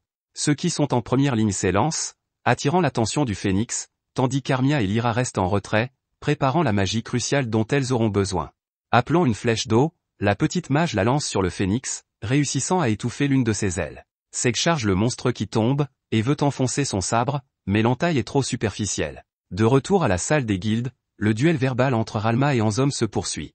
Ralma explique que tous les signes indiquent qu'un déchaînement se profile à l'horizon, et elle ne veut pas entendre nier les problèmes évidents qui entourent le labyrinthe. Le mana y est incontrôlable et les monstres mutent à tout va. De retour parmi nos héros, le phénix digère sous les yeux de l'équipe. Il s'agit d'une autre transformation étonnante de monstre qui transforme le phénix en un phénix légèrement plus grand. Les mutations de ce type sont censées être rares, mais Armia se retrouve confrontée à une nouvelle mutation juste après la précédente. La jeune fille n'en peut plus de cette malchance et commence à paniquer. Lyra n'en revient pas que cette gamine n'ait pas retenu la leçon du dragon, la peur ne fait que nourrir la bête. Dès que le phénix détecte la terreur de la jeune fille, il bondit sur elle pour l'engloutir dans les flammes. Lyra l'attrape et tente de se mettre à l'abri, mais il est trop tard, le feu bleu est sur elle, et il n'y a plus de place ni de temps pour se cacher. Au moment où les filles semblent sur le point de devenir ces chéteaux bleus flamboyants, Seg arrive pour les sauver. L'épéiste tient sa promesse, s'élançant sur la trajectoire du feu et le tranchant avant qu'il n'atteigne Armia. Seg déclare qu'il ne laissera pas l'oiseau poser ses ailes sur elle, et il dévie d'autres boules de feu avec sa lame. Seg appelle ensuite la mage, lui disant de trouver le courage de se lever. S'ils ont la moindre chance d'abattre ce monstre, c'est grâce à sa magie. Lyra lui donne un coup de main, mais la petite mage dit à la fille qui a été à ses côtés tout au long de l'anime qu'elle n'a pas besoin de son aide. Si elle n'a pas la force de se lever seule, comment pourrait-elle soutenir ses coéquipières? De retour avec le dieu de la flamme, elle quitte la guilde frustrée et sans réponse. Elle décide de se défouler sur l'un des piliers de la ville, mais la pierre blanche ne fait qu'absorber et dissiper ses flammes. Son attaque aurait été très utile dans ce combat contre le phénix, mais pour l'instant, l'équipe doit faire ce qu'elle peut, et ce que Narsena peut faire, c'est donner des coups de poing. Elle assène son meilleur coup d'estoc au phénix, mais elle n'est pas Tyson, et le monstre bat en retraite, indemne. Narsena, elle, s'est enflammée et court dans tous les sens en perdant la tête. Pour se venger, après avoir reçu un coup de bec, le phénix tente d'utiliser ses serres sur Narsena, mais Lost intercepte l'attaque avec son épée. Mais les flammes sont très puissantes et l'acier même est fondu.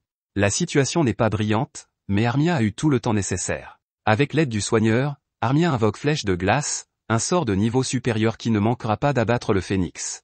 L'attaque atterrit et l'aile de l'oiseau est brisée, mais ce n'est pas suffisant pour le mettre à terre. Il vole cependant beaucoup plus bas maintenant, suffisamment pour que Narsena se jette à nouveau dans l'arène. Elle saute sur les décombres d'un pilier pour prendre suffisamment d'altitude et abattre son pied sur la tête du phénix.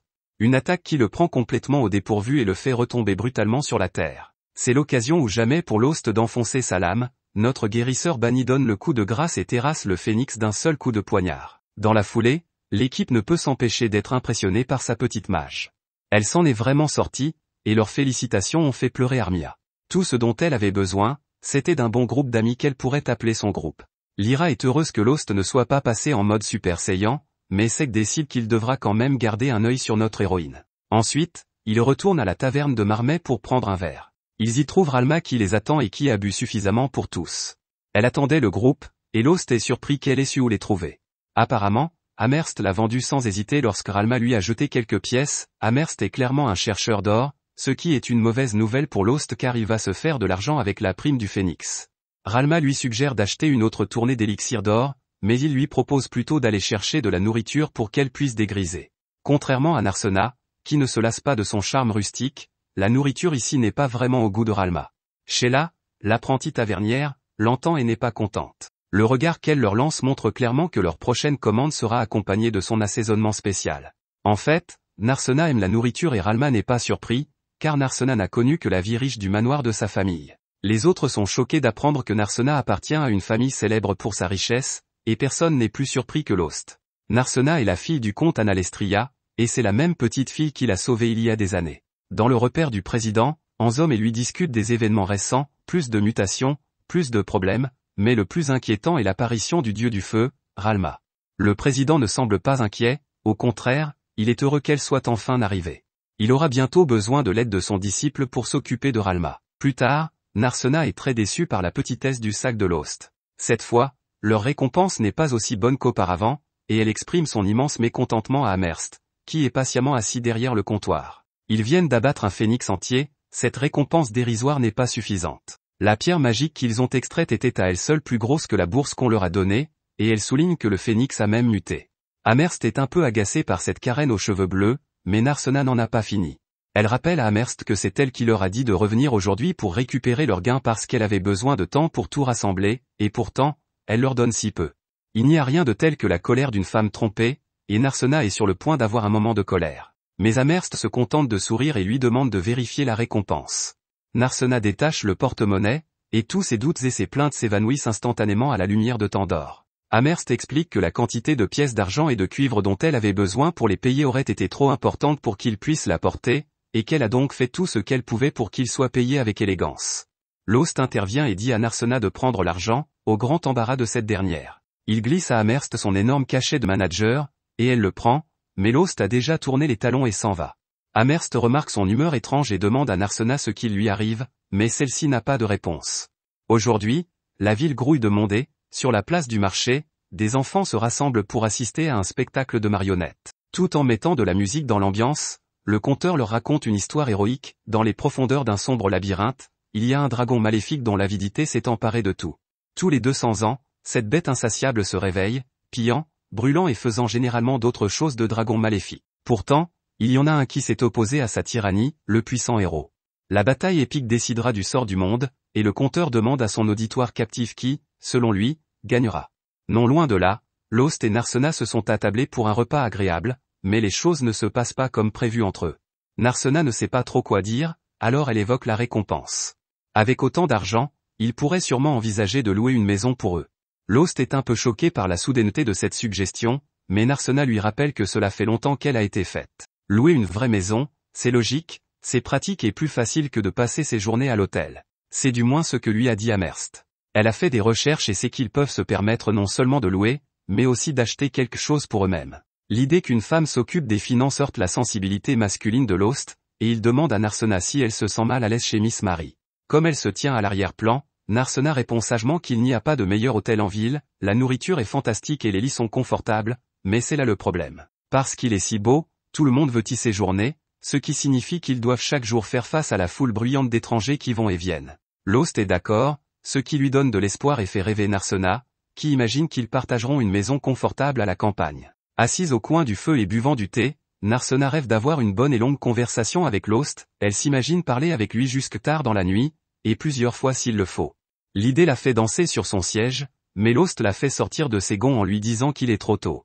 C'est un gagnant, après tout, et seuls les perdants développent des intrigues, alors ils devront continuer à vivre dans des chambres séparées à l'hôtel. Ils pensent qu'il est plus important pour eux d'économiser leur argent et de réfléchir aux grandes questions auxquelles ils doivent répondre, comme la formation d'un groupe. S'ils ont réussi à vaincre ce phénix, c'est grâce à l'aide qu'ils ont reçue, et Seg leur a déjà demandé d'unir officiellement leurs forces. Narsena se demande pourquoi Lost n'arrête pas de parler de Seg, mais qui peut l'en blâmer? Seg est un homme parmi les hommes, fort, charmant, beau, et son épée est énorme. Quoi qu'il en soit, avec Seg, Lyra et Armia dans leur groupe, ils pourront s'enfoncer dans le labyrinthe. Narsena est visiblement frustré que le labyrinthe soit la seule chose dans laquelle Lost essaie de s'enfoncer. À l'hôtel, la bande se réunit autour d'un excellent dîner pour célébrer la formation de leur nouveau groupe.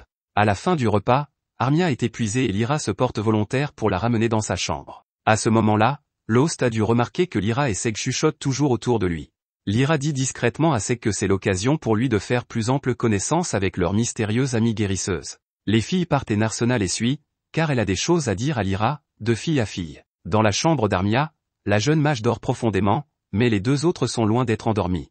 Lyra est choquée de voir à quel point Narsena cherche à attirer l'attention de Lost, mais Narsena lui dit de se taire, tout l'hôtel n'a pas besoin de connaître ses affaires. Cependant, elle a besoin des conseils de Lyra.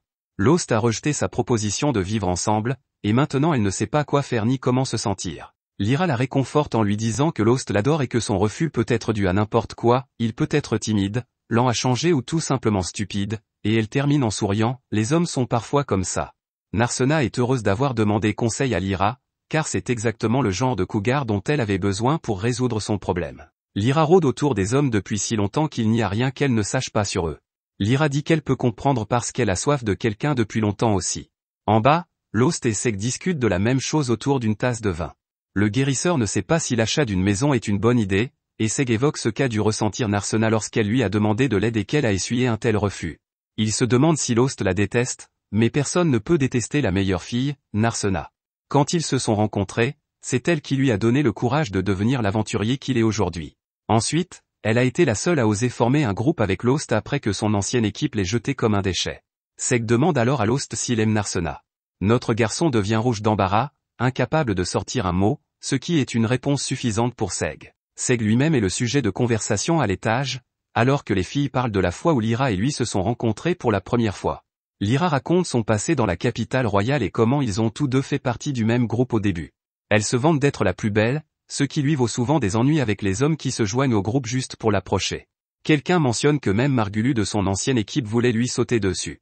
C'est à ce moment-là que les filles se rendent compte qu'Armia est réveillée, après avoir entendu tous ces ragots de romances juteux, il est impossible que la mage puisse dormir. Les deux filles ont hâte que Lyra continue son histoire, et elle raconte une fois que Seg et les autres sont partis, et que l'un de ses coéquipiers les plus disgracieux a essayé d'aller trop loin. Naturellement, elle s'en est occupée elle-même, mais lorsque Seg est revenu, il était différent. Il a déversé sa frustration sur l'imbécile et a quitté le groupe à son tour. Seg explique lui-même pourquoi il a dû disparaître de la sorte. Lyra lui a peut-être pardonné d'avoir laissé entrer une telle personne dans leur équipe, mais il ne s'est jamais pardonné à lui-même. Il n'avait aucune idée de ce qu'il était censé faire, alors il s'est rabattu sur la seule chose qu'il comprenait. Il a accepté un travail d'investigation dans une petite ville aux prises avec des monstres, et le voilà. Il ne s'attendait pas à recroiser Lyra si tôt. Une voix demande si Lyra aime vraiment Seg, et les filles se rendent compte que le petit gremlin, Sheila, s'est introduit dans la pièce pour livrer la nourriture qu'elles ont commandée. De retour avec les garçons, Seg demande à Lost ce qu'il compte faire. Lost explique qu'avant de prendre une décision, il doit voir le certificat d'immatriculation de cette fille. C'est alors qu'Amherst entre en scène, se commande une bière et dépose le rapport commandé par Lost. Apparemment, Amherst s'occupe d'espionnage et Lost l'a engagé pour fouiller le passé de Narsena. Nous retournons ensuite au spectacle de marionnettes pour l'apothéose choquante de l'histoire. Le héros est tombé, et il semble que le dragon maléfique ait presque gagné. Jusqu'à ce qu'apparaisse la Belle au bois dormant, qui détient le seul pouvoir capable de maîtriser le dragon et de replonger la bête dans son sommeil. Amherst passe ensuite en revue ce qu'il savait déjà sur Narsena. C'est une fille riche issue d'une famille riche qui devait tout hériter, jusqu'au jour où elle a décidé de devenir une aventurière fauchée.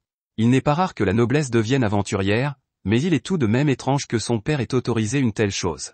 Il s'avère que ce n'est pas le cas, du moins au début. Narsena explique à ses filles que ses cheveux sont dans une teinture bon marché. Elle était blonde avant de se réveiller un jour et de constater que ses cheveux avaient changé de couleur sans aucune explication. C'est la raison pour laquelle Lost n'a pas pu la reconnaître. Amherst poursuit en disant que le jour où les cheveux de Narsena ont changé de couleur, c'est le jour où son père a changé d'avis sur le fait qu'elle devienne une aventurière. Narsena est désemparée et ne comprend pas ce changement d'avis. Heureusement, Seg est là pour mettre les choses au clair, il dit que Narsena ne vivra plus très longtemps. Ses cheveux bleus doivent représenter le peu de temps qu'il lui reste à vivre, et son père devait donc vouloir qu'elle vive au mieux avant la fin. Amherst n'en est pas sûr, car Narsena est le genre de fille qui donne des coups de poing au phénix pour gagner sa vie, et elle n'a donc pas vraiment l'air d'une personne sur le point de s'écrouler. Le plan de Lost est donc de la faire rentrer chez elle au moins une fois de plus. Si Narsena veut toujours devenir aventurière après cela, il continuera à la soutenir comme il l'a toujours fait. De son côté, Narsena a fait beaucoup pour en arriver là, et elle l'a fait pour un garçon qu'elle aimait bien. Les autres filles sont elles aussi des harceleuses un peu flippantes, alors elles sont impressionnées par sa proactivité. Même Lyra est un peu jalouse, ce qui donne une idée aux autres. Entraînée en bas par les autres filles, Lyra est obligée de demander à Seg à un moment pour parler. Seule dans le patio, elle lui demande d'être sa partenaire, mais Seg lui répond qu'ils sont déjà dans la même équipe. Lyra doit expliquer les choses clairement à l'imbécile, qui finit par comprendre. La seule réponse qu'il donne à sa demande est qu'il devra y réfléchir. Ce n'est pas la réponse qu'elle espérait, mais le simple fait de penser à une relation est un progrès, et elle s'en contente. En entendant tout cela, Lost trouve le courage de demander à Narsena de venir lui parler plus tard. De retour au spectacle de marionnettes, nous assistons à la conclusion dramatique de l'histoire du héros, du dragon et de la Belle au bois dormant qui sauve le monde. Pour arrêter le monstre maléfique, la Belle au bois dormant doit se sacrifier. À la fin du spectacle, nous constatons que la marionnette a des cheveux bleus qui nous sont très familiers. Dans les profondeurs du donjon, un demi-orc imposant patrouille dans les couloirs sombres à la recherche d'une proie. À l'insu de l'ORC, un groupe d'aventuriers l'observe depuis l'ombre, attendant le bon moment pour passer à l'action. Une fois ce moment passé, le groupe tente de s'enfuir, mais se heurte à un second monstre qui lui barre la route. Les aventuriers commencent à paniquer, inquiets de se retrouver coincés entre les deux bêtes. Le chef du groupe dit aux autres de ne pas perdre leur sang-froid car il a un plan. Il appelle le plus jeune membre de l'équipe, un garçon appelé Case, et lui dit que c'est sa chance de briller. Tout le monde sait que les demi-orques ne résistent pas aux faibles, alors les autres jettent Case en pâture pour qu'il serve de distraction parfaite pendant qu'il s'enfuit courageusement. Dans l'hôtel de Marie, Narsena observe étrangement une saucisse en pensant à Lost. Lyra et Seg remarquent que leur ami artiste martial est très préoccupé et reproche à Lost d'être à l'origine de cette situation. Depuis qu'il lui a dit qu'il devait lui parler de quelque chose de très important, la jeune fille est très distraite. Ils disent à notre héros qu'il doit se mettre au travail et dire ce qu'il a à dire, ce que Lost finit par accepter. Il dit à Narsena qu'il est temps d'avoir leur conversation, mais l'intrigue a d'autres plans, car Case arrive en trombe par la porte d'entrée. Sheila et les autres se précipitent aux côtés du pauvre garçon, horrifiés par son état. Lyra et Sheila emmènent Case dans une chambre pour le soigner. Narsena demande à Sheila comment elle le connaît, et Miss Marie explique qu'elles sont toutes les deux très amies. Elles le sont depuis que Marie a appris que Case était orphelin et qu'elle a commencé à l'inviter à manger. Comme la plupart des enfants rendus orphelins par le labyrinthe, Case voulait devenir un aventurier et était très heureux d'avoir rejoint le groupe. Lost a déjà entendu cette histoire et s'excuse auprès de Narsena car ils vont devoir mettre un terme à leur conversation pour le moment. Plus tard dans la journée, à la guilde des aventuriers, Marnell et son groupe ont réussi à attraper les anciens coéquipiers de Case. Il annonce à Lost que la prime qu'il a placée sur leur tête a fonctionné et que les criminels ont avoué leurs crimes. Le regard que Lost lance aux trois aventuriers traîtres leur donne des frissons, et Marnell lui demande ce qu'il veut faire d'eux. Lost répond qu'il n'y a pas besoin de violence supplémentaire, qu'il veut juste qu'ils quittent la ville pour de bon.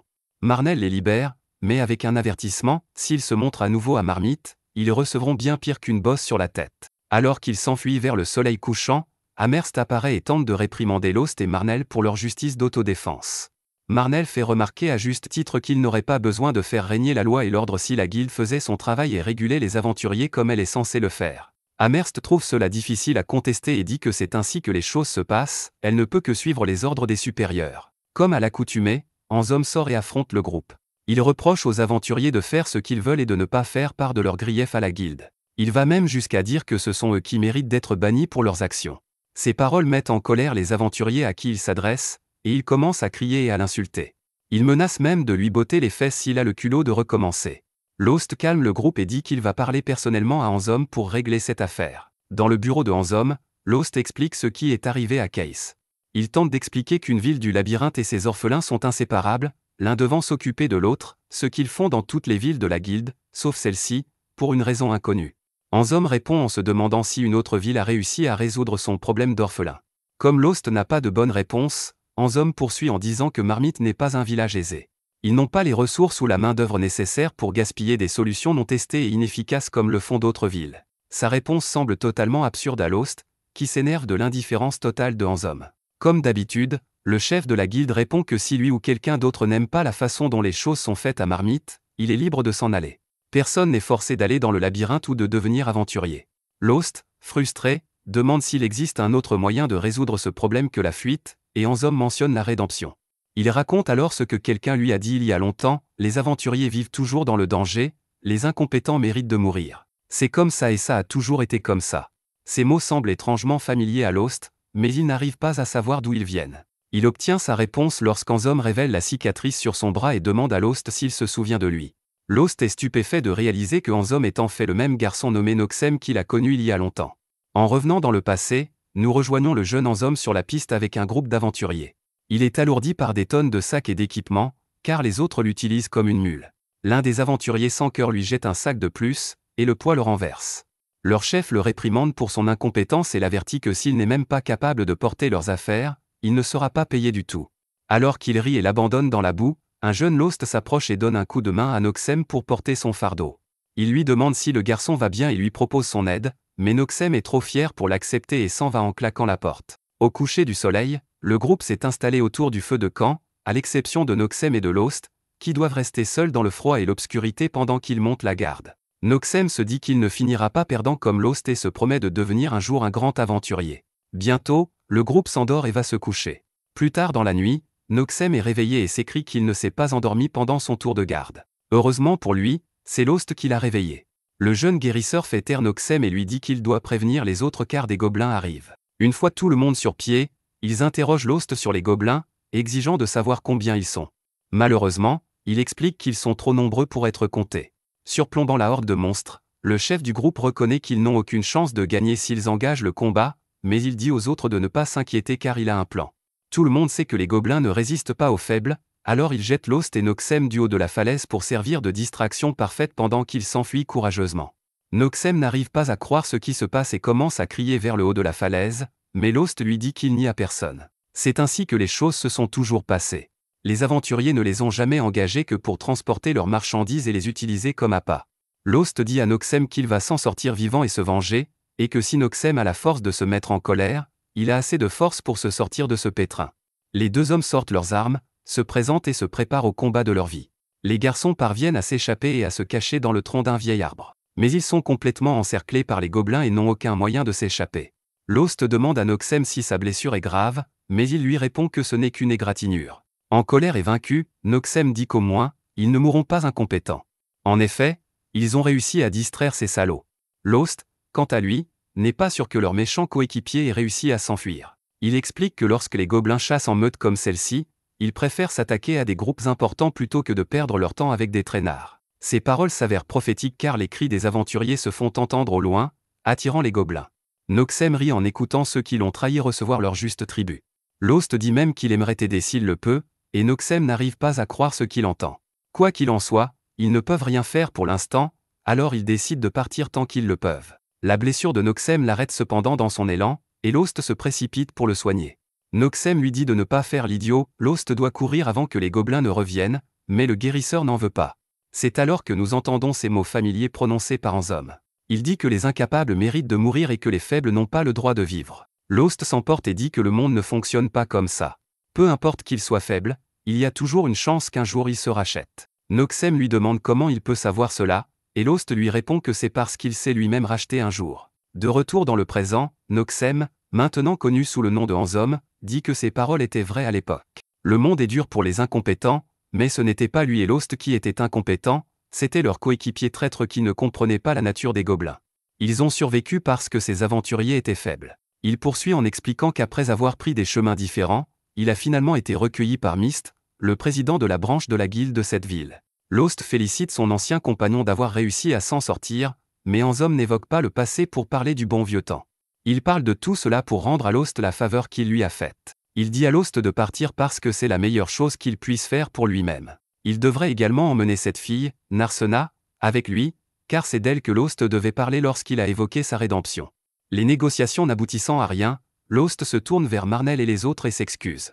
Il dit qu'il n'a rien accompli, mais Amherst les convoque tous les deux pour une brève discussion dans la salle de stockage. À l'étroit dans l'espace privé, elle murmure qu'ils ne sont pas les seuls à être contrariés par la façon dont la guilde gère les choses. Nous nous retrouvons ensuite dans le futur, lorsque Lost explique ce qu'Amherst lui a dit. Elle a suggéré de se débarrasser des monstres qui ont infesté les terres voisines de la ville.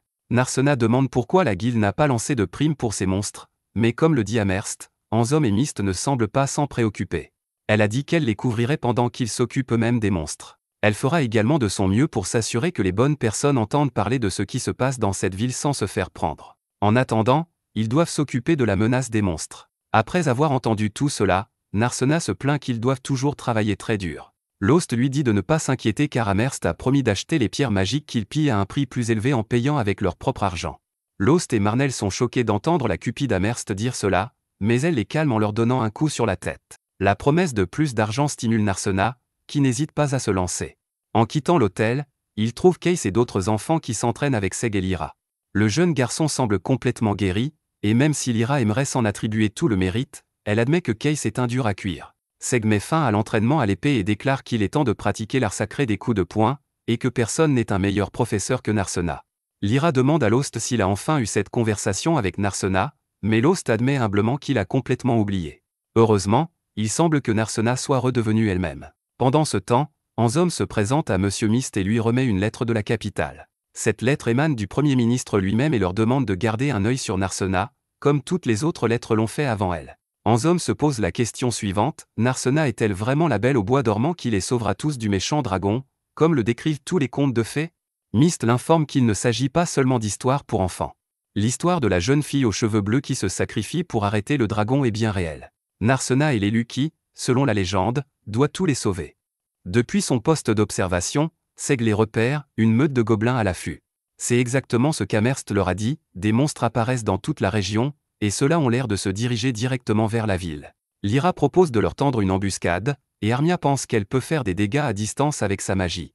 Finalement, Lost décide qu'il vaut mieux attaquer de front. Pour le bien de Marmay, il ne veut pas risquer qu'un seul s'échappe. L'équipe prend un long chemin pour prendre les gobelins au dépourvu, mais pendant qu'ils voyagent, Narsena et Lost remarquent quelque chose de familier dans la plaine herbeuse. C'est l'endroit même où ils se sont rencontrés pour la première fois il y a des années. La seule chose dont Narsena se souvient, c'est qu'elle ne pouvait que pleurer pendant que Lost se débattait seul et sans être désiré.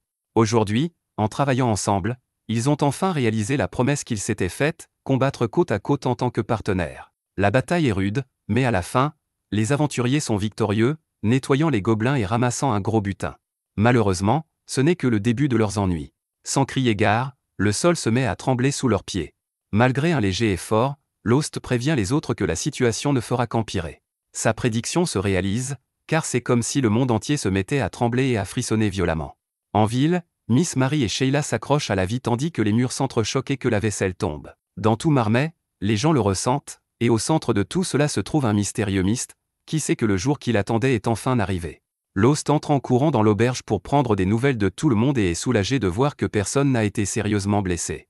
Il n'a cependant pas le temps de s'asseoir sur ses lauriers, car un autre aventurier, du groupe de Marnell, arrive en courant, paniqué.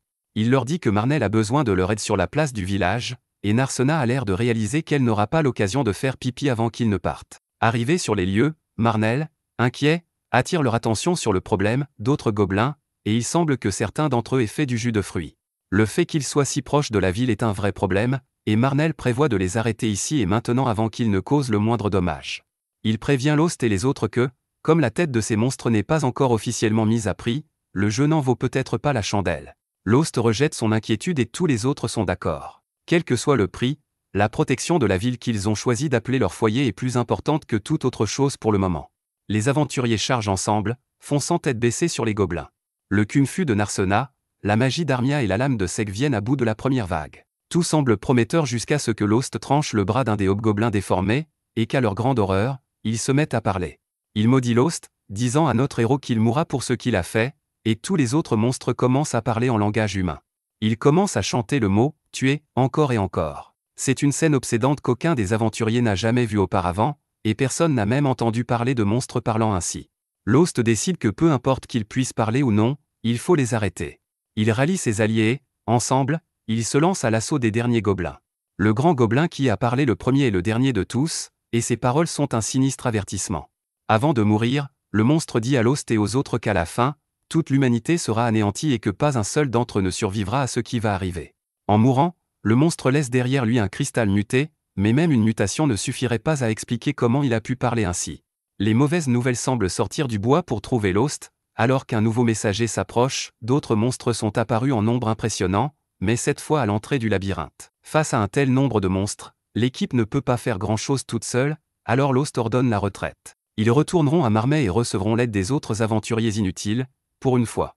De retour en ville, ils trouvent l'armée de renforts qu'ils espéraient déjà rassembler. Malheureusement, c'est pour de mauvaises raisons. Une horde d'aventuriers a formé une ligne qui s'étend sur tout le pâté de maisons à l'extérieur de la salle de la guilde, tous réclamant l'accès à l'intérieur. Comme d'habitude, il semble que Hanzom ait manigancé quelque chose. Amherst parvient à trouver les héros dans ce chaos et leur explique que la guilde a, de façon suspecte, placé d'énormes primes sur les monstres aperçus en ville ces derniers temps. Cela a poussé tous les bons ariens munis d'une épée et d'un carnet de quêtes à se lancer dans la chasse. Normalement, ce ne serait pas un problème, étant donné la menace qui pèse sur la ville, mais les primes sont d'un montant tellement ridicule qu'elles ont transformé toute la scène des aventuriers en une véritable frénésie alimentaire. Seg soupçonne Hanzom de l'avoir fait exprès pour une raison ou une autre. Lost fait remarquer que le fait d'avoir autant d'argent sous la main doit signifier que Hanzom et la guilde savaient à l'avance ce qui allait se passer. Ralma apparaît, car elle a eu la même idée. L'équipe est choquée de voir que la rousse ardente fait encore partie de l'émission, et Lost demande si c'est bien ce qu'il pense, un déchaînement de monstres. L'équipe se rend à la bibliothèque locale pour lire un peu, et sort le grand livre de l'exposition qui explique ce qui se passe. D'après l'histoire, un déchaînement est une sorte de Comic-Con, un phénomène au cours duquel des hordes de monstres sortent des ténèbres pour envahir le monde des humains.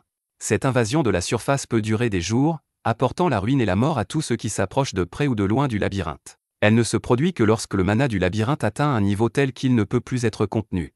Le seul moyen de l'arrêter est d'éliminer tous les monstres. Ce n'est que lorsque le labyrinthe s'est épuisé à produire de nouveaux monstres que le déchaînement prend fin. Amherst est surpris de constater que la guilde des aventuriers a été créée à l'origine pour épuiser le mana du labyrinthe et empêcher qu'une telle chose ne se produise. Lyra fait remarquer qu'il est un peu bizarre qu'elle ne le sache pas déjà, étant donné que c'est son travail. Amherst répond qu'elle ne fait que travailler et qu'elle n'a pas à se préoccuper de lire ou d'apprendre des choses. Quoi qu'il en soit, aucun d'entre eux n'a jamais entendu parler d'un saccage auparavant, et Ralma fait remarquer que c'est parce que la dernière fois que cela s'est produit, c'était il y a plus de 100 ans. Comme Blockbuster, l'accès à Internet, ou l'idée qu'elle porte une chemise, cela fait tellement longtemps que ce n'est plus d'actualité que plus personne n'y pense. Malheureusement, rien de tout cela ne tient la route. Leur ville est la plus grande de la région et compte de loin le plus grand nombre d'aventuriers, des aventuriers qui tuent des monstres jour après jour comme si c'était une mode. Avec tout cela, comment le labyrinthe peut-il encore disposer d'autant de mana? Quoi qu'il en soit, le groupe sait qu'il doit se préparer. Lost décide de se livrer à un petit pillage en ville, mais pour la bonne cause. Il demande à ses alliés de rassembler les meubles de toutes les maisons pour construire des barricades et des points d'étranglement. Narsena ne comprend pas très bien pourquoi, alors Lost lui dit que si ce carnage va vraiment durer des jours, il ferait mieux de faire tout ce qu'ils peuvent pour être prêts à défendre Marmey. Le bruit d'une bagarre attire leur attention sur Marnell, qui se dispute avec Case et d'autres enfants venus les aider à se battre. Marnell leur explique qu'ils ne s'approcheront pas des monstres, mais qu'ils peuvent aider à protéger leur maison de différentes manières, en veillant à ce que les civils se mettent à l'abri et en rassemblant des provisions. Cela semble fonctionner et les enfants décident de laisser faire. Lost sait ce que c'est que d'être jeune, bête et plein de convictions comme ça, tout comme Marnell. Il dit qu'au moins, de cette façon, ils ne seront pas blessés et qu'ils pourront encore être des enfants pendant un petit moment. Le carnage continue et les gobelins affluent en ville. Mais cette fois, les aventuriers sont prêts à les affronter, se rassemblant en masse pour réclamer l'argent de la récompense pour chaque gobelin tué. Lost et Ralma observent la scène de loin, et son maître lui dit d'effacer ce regard de son visage. Elle sait que l'aspirant guérisseur s'en veut de ne pas avoir fait plus. Pourtant, comme tout le monde ici, ils font de leur mieux face à un type de menace qu'ils n'ont jamais affronté auparavant. Le mieux qu'ils puissent faire est de donner le meilleur de lui-même et d'arrêter de penser à ce qu'il aurait pu faire. Leur conversation est interrompue par l'arrivée de monstres de haut niveau, les Golden Girls. Comme les autres, elles semblent avoir été mutées et peuvent désormais parler. Cependant, le tempérament vif de Ralma sort tout le monde de sa stupeur. Avec quelques boules de feu et l'aide des autres, les aventuriers parviennent à éliminer les monstres, mais le combat est loin d'être terminé. Il y en a encore plus en chemin, et lorsque Narsena demande à Ralma d'utiliser sa magie épicée sur eux ensuite, le dieu du feu admet qu'elle en a peut-être un peu trop fait et qu'elle a besoin de se reposer avant de pouvoir recommencer. C'est à Lost et Seg de s'occuper de la menace, et pendant que Lyra est occupée à soigner les gens, ils se précipitent avec leurs armes. Ils se fraient un chemin à travers la horde de gobelins, mais un faux pas de Seg lui fait perdre l'équilibre au milieu de la bataille. Il est presque submergé par les nuées de gobelins, mais l'arrivée d'un nouveau visage renverse le cours de la bataille en un instant. Il s'agit de Monsieur Ronaldo, l'épéiste légendaire, et apparemment, tout le monde semble le connaître. C'est lui qui a donné à Seg son épée spéciale et qui a formé Lost. Il a même appris à Narsena à manier la lame, avant qu'elle ne décide que frapper des objets était bien plus cool et qu'elle abandonne. Même Ralma connaît ce type à l'allure de Triguin, puisqu'elle arrive en trombe, réprimandant son ancien partenaire d'aventure pour être arrivé si tard. Ronaldo accueille chaleureusement l'ancien grincheux du feu, mais elle lui rappelle qu'elle s'appelle Dieu du feu et tente de faire fondre le pauvre homme pour sa bévue. Comme il l'a déjà prouvé, il ne se laisse pas faire. Il parvient à dévier sa flamme avec son épée magique comme si de rien n'était. Il se met ensuite au travail pour s'occuper du reste des monstres. Avant que les autres ne puissent le rejoindre, un étranger apparaît tardivement, et Anzom sort comme si c'était un samedi comme les autres. Il demande à Ralma de l'accompagner, car son maître Myst veut lui parler. Ralma, pour une raison ou une autre, ne semble pas très surprise de le voir. Elle lui demande si la magie qu'il vient d'utiliser pour se téléporter ici est la même que celle qui, selon la rumeur, a été perdue il y a des siècles. Naturellement, Anzom ne lui donne pas de réponse claire, mais peu importe, aucune Karen ne peut résister à l'occasion de parler au directeur. Lost s'interpose, car il veut lui aussi y aller et donner son avis à ce Myst. Anzom est d'accord et dit même que Narsena devrait venir aussi. Alors qu'ils traversent tous les quatre un long couloir, Narsena se demande pourquoi Myst veut la voir. Lost la réconforte en lui disant que si le vieil homme tente quoi que ce soit, il lui donnera une leçon. Ralma l'avertit que ce n'est pas une bonne idée, même si elle y mettait tout son pouvoir, elle n'est pas sûre de pouvoir vaincre Myst. Commencer quelque chose avec le président de la guilde serait une condamnation à mort à coup sûr. Anzom les conduit jusqu'à une grande porte et révèle que Myst attend à l'intérieur. Le vieil homme dit à Ralma que cela fait longtemps, et la rousse acquiesce avant de lui dire bonjour avec une boule de feu. Myst ne semble pas affecté par l'attaque, mais la lumière du feu de Ralma révèle son visage. Il s'avère que Myst est un elfe et, comme l'explique Ralma, probablement le dernier de son espèce.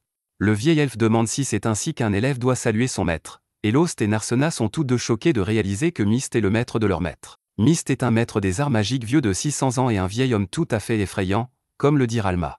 Le regard effrayant de Myst se pose sur Narsena pour une raison ou pour une autre, et l'elfe lui lance un grand coup de gueule. Ralma demande pourquoi on lui a demandé de venir ici alors qu'elle a été ignorée pendant si longtemps par son misérable vieux maître. Myst est vexé d'être critiqué par son ancien disciple. Il réplique en disant que Ralma est l'ancienne et l'abîmée, tandis que Anzom est la nouvelle coqueluche et un bien meilleur disciple qu'elle ne l'a jamais été, même s'il n'a aucune aptitude pour la magie. La rousse décide de ne pas s'impliquer dans leur bromance et demande à Anzom de s'asseoir, il a beaucoup de choses à expliquer et cela va prendre du temps. Ralma a tout reconstitué, c'est à cause de Myst que la guilde manipule les événements de la ville, encourageant la violence et attirant autant d'aventuriers mal intentionnés que possible pour aider à combattre le saccage du labyrinthe dont il savait qu'il allait se produire. Rétrospectivement, il était évident que ce jour allait arriver. Comme l'explique Lost, les signes étaient partout, d'innombrables monstres puissants s'affolant dans les niveaux supérieurs et plus de mutations qu'on ne peut en voir, mais ce qu'il veut vraiment savoir, c'est pourquoi la guilde n'a prévenu personne. Anzom lui répond que cela n'aurait servi à rien. Il savait que le rampage était imminent, mais pas exactement quand, il aurait pu se produire dans une semaine ou dans un an, alors déclarer inutilement l'état d'urgence n'aurait servi à personne et n'aurait fait que déclencher la panique. Ralma sait qu'il cache quelque chose, car il y a une raison pour laquelle ils n'ont rien dit, et elle veut des réponses. Elle accuse Myst d'être à l'origine du saccage, mais le vieil elfe lui répond que s'il pouvait contrôler le labyrinthe de la sorte, il ne serait pas ici en train de parler à son petit bout de chou. En fait, ce sont ceux à qui il répond qui ont exigé que le secret soit gardé. Myst explique qu'il n'est qu'un cadre moyen, il a des patrons dans la capitale, mais même eux ont un patron, quelqu'un d'encore plus haut placé qui est responsable de toutes les guildes d'aventuriers de la nation. Anzom est un peu inquiet d'entendre son maître déballer le thé de la sorte, mais Myst lui répond que maintenant que le rampage a commencé, il n'y a plus besoin de garder le secret. Il s'avère que l'elfe se prépare depuis longtemps. Les piliers blancs de la ville, que personne n'a jamais pensé à interroger, sont son dernier recours. Mais avant de s'expliquer, il demande à Ralma de conclure un marché avec lui. Il a besoin de son aide et, en tant que source de magie la plus puissante, elle s'assurera qu'il parvienne au cœur du labyrinthe pour tuer son maître une bonne fois pour toutes. Une fois le maître du labyrinthe éliminé, le rampage prend fin. Lost n'arrive pas à croire ce qu'il entend, mais Ralma n'hésite pas, elle est partante. Pendant ce temps, la bataille pour la ville continue. Ronaldo marque des buts et gagne l'adoration de fans comme Lyra, tandis que le pauvre Seg lutte contre un seul cochon avec un bâton. La situation est déjà à son point de rupture, mais l'arrivée des puissants demi-orques ne fait qu'aggraver les problèmes de Marmet. Voyant les enfants se cacher derrière la barrière et sachant que sa lame est tout ce qui les sépare du danger, Seg demande à son maître de se joindre à lui pour une dernière charge dans la mêlée. Le pow-wow terminé, Anzom conduit nos héros à un endroit secret de la ville et leur rappelle de suivre le plan. Ralma cherche une entrée cachée et ouvre une nouvelle porte. Alors que la pierre se brise et que sa lumière jaillit de l'intérieur, elle se tourne vers son disciple et l'avertit que, quoi qu'il arrive, il ne faut pas se laisser berner par Myst. Sur ce, elle pénètre dans la lumière et dit au revoir à Lost en prononçant ces derniers mots. Un faisceau de lumière blanche jaillit dans le ciel et s'étend à toute la ville, chacun des piliers servant d'ancrage au champ de force qui entoure désormais tout Marmet. Nous le voyons en action alors qu'un aventurier s'enfuit pour échapper à une horde de monstres lancés à ses trousses. Il parvient à peine à pénétrer dans le champ de force avant qu'il ne l'attrape. Pourtant, alors qu'il passe indemne, les monstres sont repoussés, comme les femmes d'un tournoi de Yu-Gi-Oh! En frappant la barrière, les monstres hurlent de frustration. Ils ne sont pas les seuls à se déchaîner, alors que Seg se fraye un chemin à travers la horde encore présente dans la ville. Ronaldo l'avertit qu'il en fait trop et qu'il a besoin de se reposer. Maintenant qu'ils ont l'aide des autres aventuriers et l'étrange champ de force qui les protège, les choses semblent beaucoup moins terribles. Lost et Narsena retrouvent la bande et font rapidement le point sur ce qu'ils ont appris et sur ce qui est arrivé à Ralma. Elle est devenue la source d'énergie du mur qui tient les monstres à distance. Normalement, quelqu'un d'aussi puissant que Ralma peut faire beaucoup avec sa magie, mais un mur de cette taille et de cette puissance exige beaucoup de celui qui le lance. Avec un peu de temps, le prix à payer pourrait bien être sa vie. En effet, un terrible hurlement venu du ciel annonce l'arrivée du Griffon, un monstre surpuissant dont l'attaque immédiate du mur commence à mettre à rude épreuve le champ de force et celui qui l'alimente. Lost décide qu'il doit agir immédiatement, sinon la vie de Ralma est en danger. Mais avant qu'il ne puisse s'enfuir, Ronaldo l'arrête. Il dit à Lost qu'il est beaucoup trop têtu et imprudent, qu'il n'est pas question de résoudre ce problème en fonçant sans plan, et qu'il n'aura aucune chance sans l'aide de ses amis. Narsena et les autres sont d'accord, ils viennent aussi. Ensemble, ils peuvent sauver Marmet et Ralma. L'équipe quitte la ville et se lance à l'assaut de la horde de monstres. Un hobgoblin tente de se mettre en travers de leur chemin, mais, comme un employé de Walmart à l'ouverture des soldes du Vendredi Noir, il lui passe dessus. Ronaldo se rend compte qu'ils n'ont pas le temps de s'occuper des petites frites, ils doivent arrêter ce griffon quoi qu'il arrive. Après avoir nettoyé le champ de bataille aussi rapidement que possible, nos héros remarquent qu'il se passe quelque chose d'étrange avec les monstres. Pour une raison ou une autre, ils ont cessé d'attaquer. Chacun d'entre eux a un mauvais pressentiment à ce sujet, et leur intuition se confirme lorsqu'une nouvelle menace s'invite dans le combat. Il s'agit d'un Fenrir, un monstre connu pour sa vitesse et sa férocité incroyable. Comme si le griffon ne suffisait pas, voilà qu'une autre menace de premier plan se présente sur le terrain. Même un professionnel comme Seg commence à être nerveux, ou, comme il le dit, à trembler d'excitation. Heureusement, Ronaldo a un plan. Il s'occupera du griffon pendant que Lost et l'équipe s'occuperont du Fenrir. Armia ouvre l'assaut sur le loup avec sa magie mais est choqué par sa vitesse étonnante. Heureusement, Lost est là pour le retenir, mais même lui n'arrive pas à suivre. Les deux hommes échangent des coups, mais Lost commence à faiblir et les griffes de Fenrir font couler le premier sang. Seg intervient pour distraire le loup pendant que Narsena et Lyra sauvent Lost. Il va avoir besoin d'un bon vieux traitement avant de pouvoir reprendre le combat. Pendant ce temps, Ronaldo a rendez-vous avec le griffon. Il passe directement à la troisième base lorsqu'il s'attaque au monstre depuis le ciel et le ramène sur terre. Le maître épéiste a un sacré combat à mener, et il n'est pas le seul. Armia et Seg font de leur mieux pour retenir le loup, mais celui-ci pousse un hurlement et invoque une liche pour égaliser les chances. Le petit mage est pris au dépourvu par le mort-vivant, laissant Seg à la merci du loup. Narsena se précipite pour l'aider, mais elle laisse Lyra et Lost sans défense. Fenrir est un ennemi rusé qui ne tarde pas à profiter de l'ouverture. En un clin d'œil, le monstre charge Lyra, la projetant au loin. Narsena est trop lente pour l'aider et, à sa grande horreur, elle voit Fenrir saisir un Lost blessé dans ses mâchoires et jeter son corps mou comme un vulgaire poupon. La vue de son grand frère blessé et en danger la met en rage. Elle fonce sur le loup en poussant un cri de guerre, se balançant sauvagement et de toutes ses forces. Les autres tentent de la soutenir, mais ils sont si nombreux à être blessés qu'ils ne peuvent que regarder. Narsena déborde de fureur et jure qu'elle fera payer le Fenrir. Elle attaque d'un puissant coup de pied qui fait voler le monstre, mais alors qu'il émerge de la poussière, elle se rend compte que ce n'est pas suffisant. Le Fenrir riposte, sa vitesse et ses griffes sont trop fortes pour être maîtrisées. Malgré ses efforts, Narsena ne parvient pas à repousser le monstre et, comme Lost, elle est vaincue. Fenrir se tient victorieusement au-dessus d'elle, une patte sur son dos, et s'apprête à lui porter le coup de grâce. Mais un sourire sur le visage de Narsena arrête le loup dans son élan. Fenrir regarde autour de lui à la recherche de la menace qu'il sent se rapprocher, mais il s'en aperçoit trop tard car Lost arrive en trombe. Narsena révèle à la bête qu'elle n'était qu'un appât. Lost enfonce sa lame profondément dans le flanc de Fenrir, vainquant le monstre d'un seul coup.